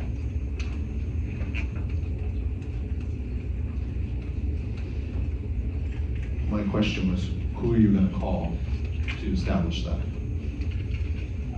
A witness from Leeward. I'm not planning on calling anybody at this time, as we were in the middle of Mr. Hughes' testimony, and this is completely outside of the scope of his testimony.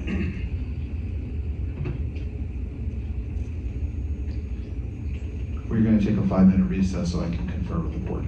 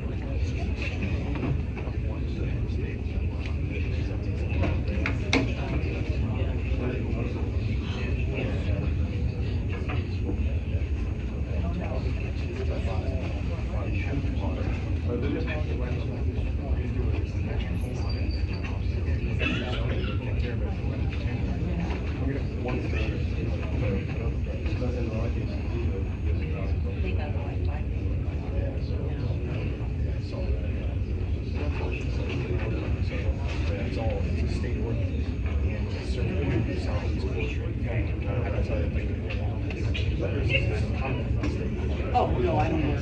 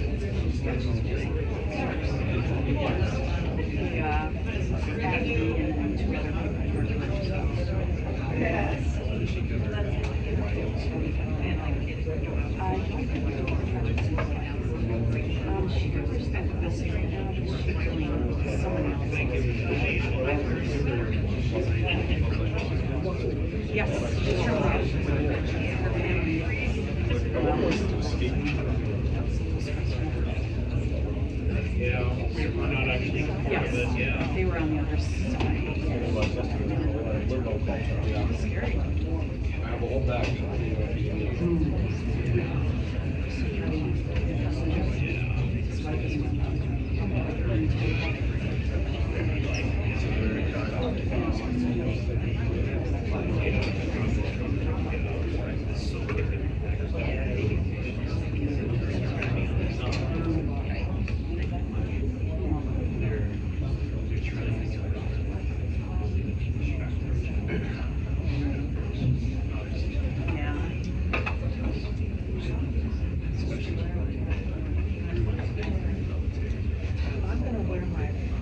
Yeah, they're gonna get called up.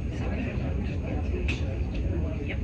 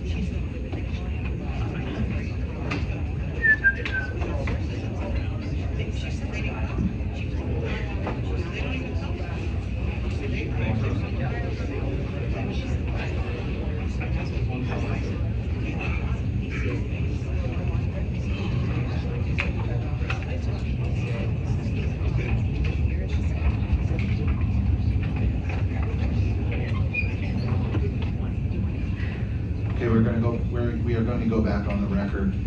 There has been a motion to dismiss that was made by Mr. Cluck. the board is not going to rule on that motion this evening, I'm going to give all of the parties until November 17th at 5 p.m. to submit a written brief supporting your position. We are going to continue with the cross-examination, and we're going to continue with the proceedings. And it is our intention to have another hearing on November 28th, pending availability of this room, which we'll verify tomorrow. At which point the board will render a decision on that. So, Mr. Cluck, if you want to resume with your examination. Clarification. Parties submit opening brief 11/17. Do the parties have an opportunity to respond to each other's briefs or nah? Okay. Can I just respond to this? I mean, this is a factual issue that can be developed, and when we started, we asked to present witnesses out of order to complete our testimony and evidence in a timely fashion, which we appreciate that the board accommodated. This is an issue that can be developed throughout the proceedings. It's not something that should be done mid-proceeding, and this is such a non-issue that it's not worthy of briefing. It can be addressed. If this is still a contention by the time we get to decision and proposed findings, I would be surprised, but that's also an issue could be raised in that submission. And I would ask that to reserve having to go through the need to have additional briefing, just to wait till the end of the proceedings. Mr. Cluck? It's not a fact issue. It's not. Imagine Tom and Mary Smith said, I want to do a solar farm and I'm going to submit an application. And I'm going to make the township engineer review the application. I'm going to make them schedule a hearing. I'm going to have witnesses. I'm going to make everybody spend tens of thousands of dollars. Oh, by the way, I don't own any of the property. I don't have a lease or option for any of those properties. I have no legal interest in the property.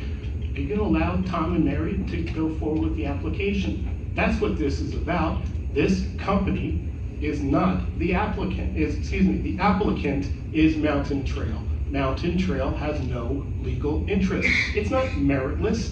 Of course he's going to make that argument because I got them with their pants down. They're not the right party. Okay. It's insincere, sorry. Mr. Gallagher, do you have documentation establishing a relationship between Mountain Trail Solar and Leeward Energy? We can provide testimony at a later date as to the parent nature of those companies. Is there no written documentation between the two companies? I don't have anything with me today, right? I'm not asking for you to produce it this evening. I'm just asking if it exists. I can't answer that question right now, I would imagine. Can you have someone available at the next hearing to testify in that fashion? So, not to hijack these proceedings, I can have somebody available during the course of these hearings to testify to this. Yes, that's why I asked to hold this in abeyance until the end. As I mentioned before, this is kind of it's an insincere argument, and it's sidetracking these proceedings. We're trying to finish the testimony of our civil engineer. We've already said that we've had another expert coming in on Thursday. We started with Mr. Hughes at the end of the first hearing because we have such little time that we wanted to get in as much of his testimony as possible.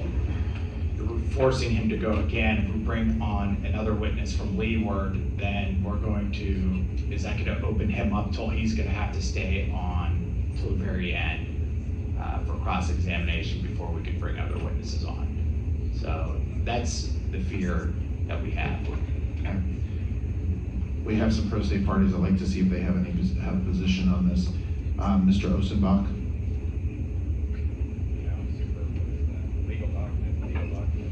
You're gonna have to step forward and speak louder, unfortunately. So any legal document has to be legal. I mean, if I were to do something on my property, everything would have to be correct? When I submitted my stormwater management, all my names, I had to have it surveyed 100%, T's dotted, crossed, I's dotted. Thank you. Mrs. Stabile? No comment from Mrs. Stabile. Mr. and Mrs. Yao? I think if you're gonna have something in this legal capacity, you should have, You don't bring witnesses to testify, you have legal documents. That's what makes it legal. If you don't have those legal documents, you just can't take somebody's word for it. I'm sorry, it's just not legal. So, you'll have an opportunity to respond. Mr. Hoffner is not here this evening. you can do it. Mrs. Pahanik.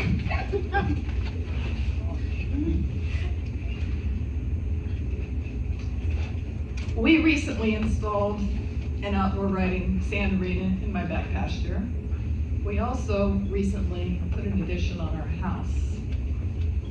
We had to provide all the proper documentation, and we were said owners, or we had to provide all of the same amount of stormwater management and everything else that any business, let alone a residential, would have to provide. So, yeah, I feel like someone just coming to testify that isn't good enough for me. I want to see written documentation. Mr. Balthaser.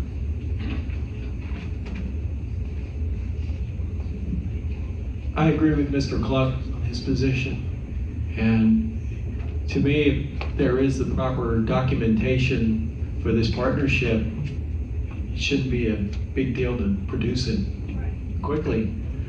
I mean, I would move to suspend the hearing. It's almost 9:15 already, and give until Thursday to produce the documents or produce testimony, and that's where we start on Thursday. That's my proposal. Mr. Hartman? No. I don't need one. I definitely agree we should not continue until they produce documents. If they can't produce documents, we shouldn't continue at all. Ms. That's Lyon? my feeling. I mean, I do agree with basically what everyone is saying, and I just want to say that I've seen a lot of corruption happen with companies where the parent company and sub-companies do a lot of interesting things, and it usually takes them a lot of time to get the documents. And I just think that it would be better for you, I think, for you to have this come together sooner rather than later, you know? Mr. Gallagher? So, yeah, I mean, I understand that this seems like it's a big issue, but it really is not, and we can just provide an assignment from Leeward to Mountain Trail. I don't know about Habit, but I represent the whole Habit. Mountain Trail is a wholly owned subsidiary of Leeward, so that's why I'm saying this is a non-issue. So we can provide a document, we can give ourselves a document that says here, we assign all of our rights in these documents to Mountain Trail. So it is a non-issue. As of the date of the application, however, to your knowledge, does that assignment exist? Because we relate back to the date of the application. No, I don't know that exists, but again, I would say it's irrelevant because zoning hearings, one, I mean, there's a lot of principles at play, but zoning amendments or zoning hearing or zoning applications can be amended throughout the process. So this is something that could be amended, and there's plenty of law supporting that. So this is a non-issue. Mr. Gallagher, I don't think it's a non-issue. I do think it's an issue that needs to be addressed, and I'm perplexed that there isn't readily available documentation, and I understand that you have a witness that you want to call at the next hearing, and we have Mr. Hughes's testimony. I also understand that you have been permitted to call witnesses out of order. What I have suggested that we do is that, so that we don't continue to lose time, is that we do proceed with Mr. Hughes's testimony, and I am willing to provide the parties until mid-November to prepare legal arguments for the board to consider, and that way you can have the opportunity to provide the case law that you referenced. What I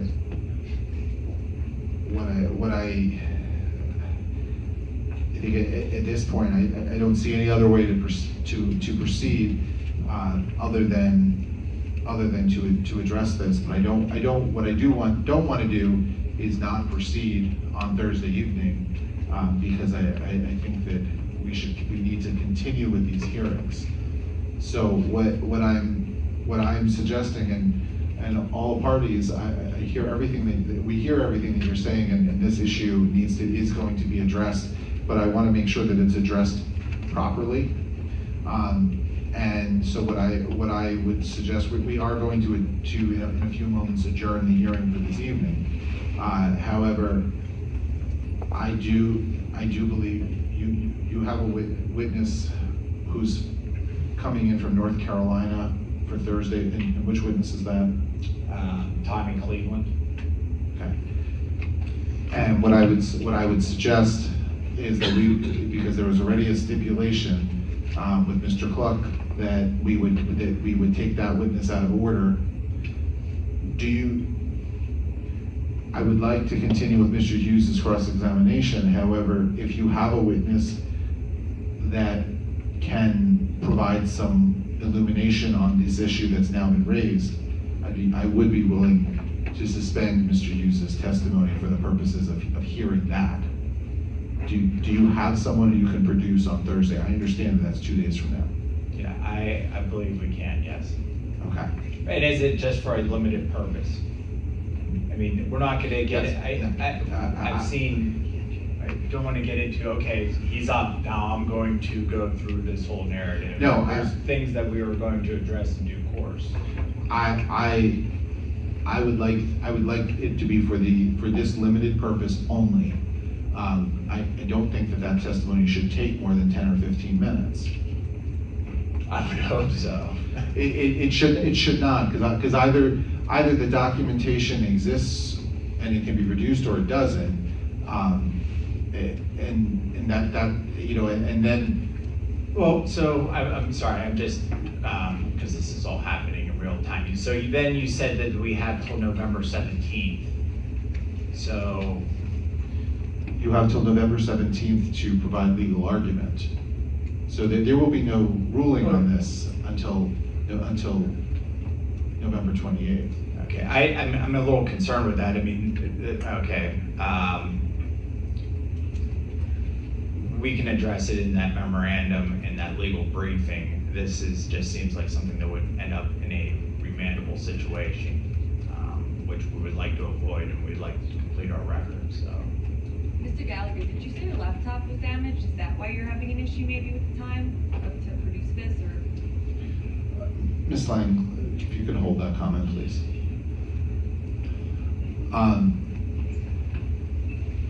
I would also like to avoid a remandable issue, which is why I would rather have you brief the issue so that a decision can be made based on the law. So that is why I am approaching this in the way that I'm approaching it. I don't think it's inappropriate for you're being given an opportunity to produce a witness to establish the issue that has been raised and the motion that has been made. Now, I will say, Mr. Cluck, I understand why you made the motion, but I don't think making the motion in the middle of an examination is the appropriate way to handle it. So in the future, I would rather have that be done not in the middle of the testimony of a witness, because now we are in a situation where we have a witness on the stand that we are not going to be able to complete until we resolve that issue. So, Mr. Clark, do you have any response to Mr. Gallagher's comments?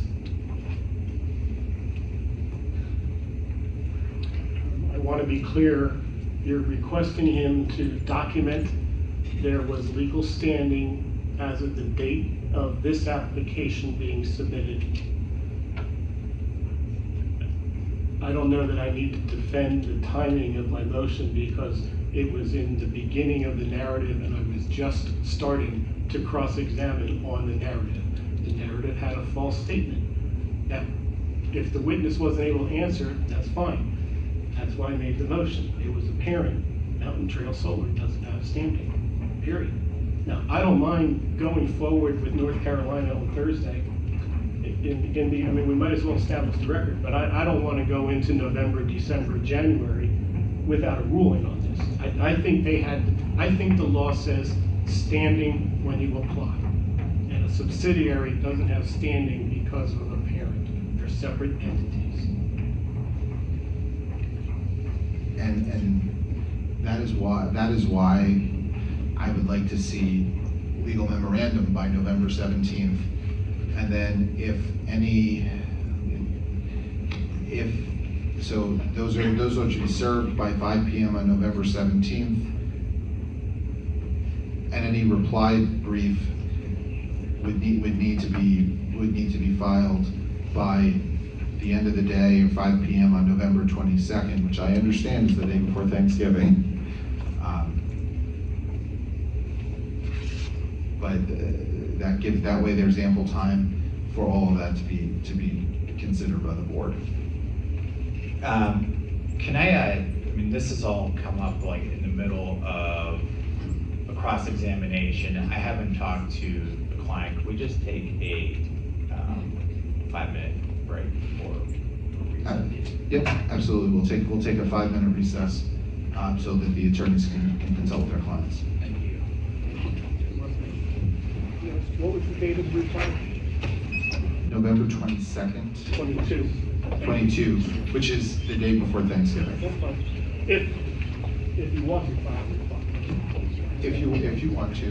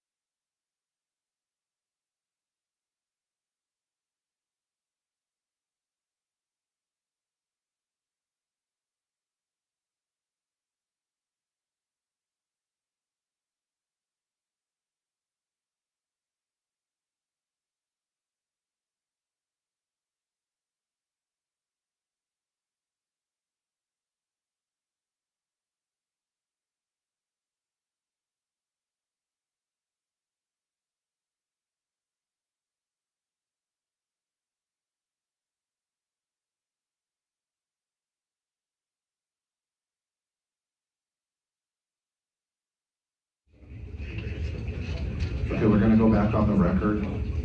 So what we're going to do is, in a few moments, we are going to adjourn for this evening. Mr. Hughes, you will remain under oath. Please do not discuss your testimony with anyone, including your counsel.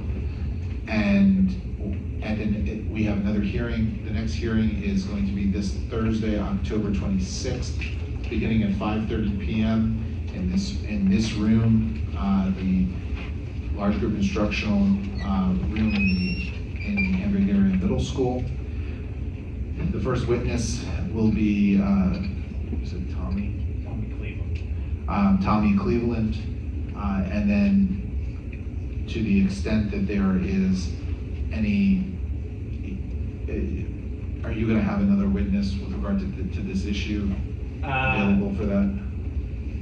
No, I don't know that we will. Okay, so. But if we can, we'd like to continue with Mr. Hughes. That was the reason I asked. So then we will continue with Mr. Hughes's testimony, and then briefs in support or opposition to the motion to dismiss are due November 17th by 5:00 p.m. Email submission, copying all parties, and then any reply briefs are due by November 22nd at 5:00 p.m. Again, email. No one is obligated to file a reply brief. It's only if wanted. Okay. All right. So at this point, Mr. Chairman, I think that if you want to entertain a motion to adjourn and continue this hearing in progress to Thursday, October 26th at 5:30. Someone like to make that motion? Second. All in favor, say aye. Aye. Ayes have it. See you Thursday. Thank you. Thank you, everyone. We'll see you Thursday evening.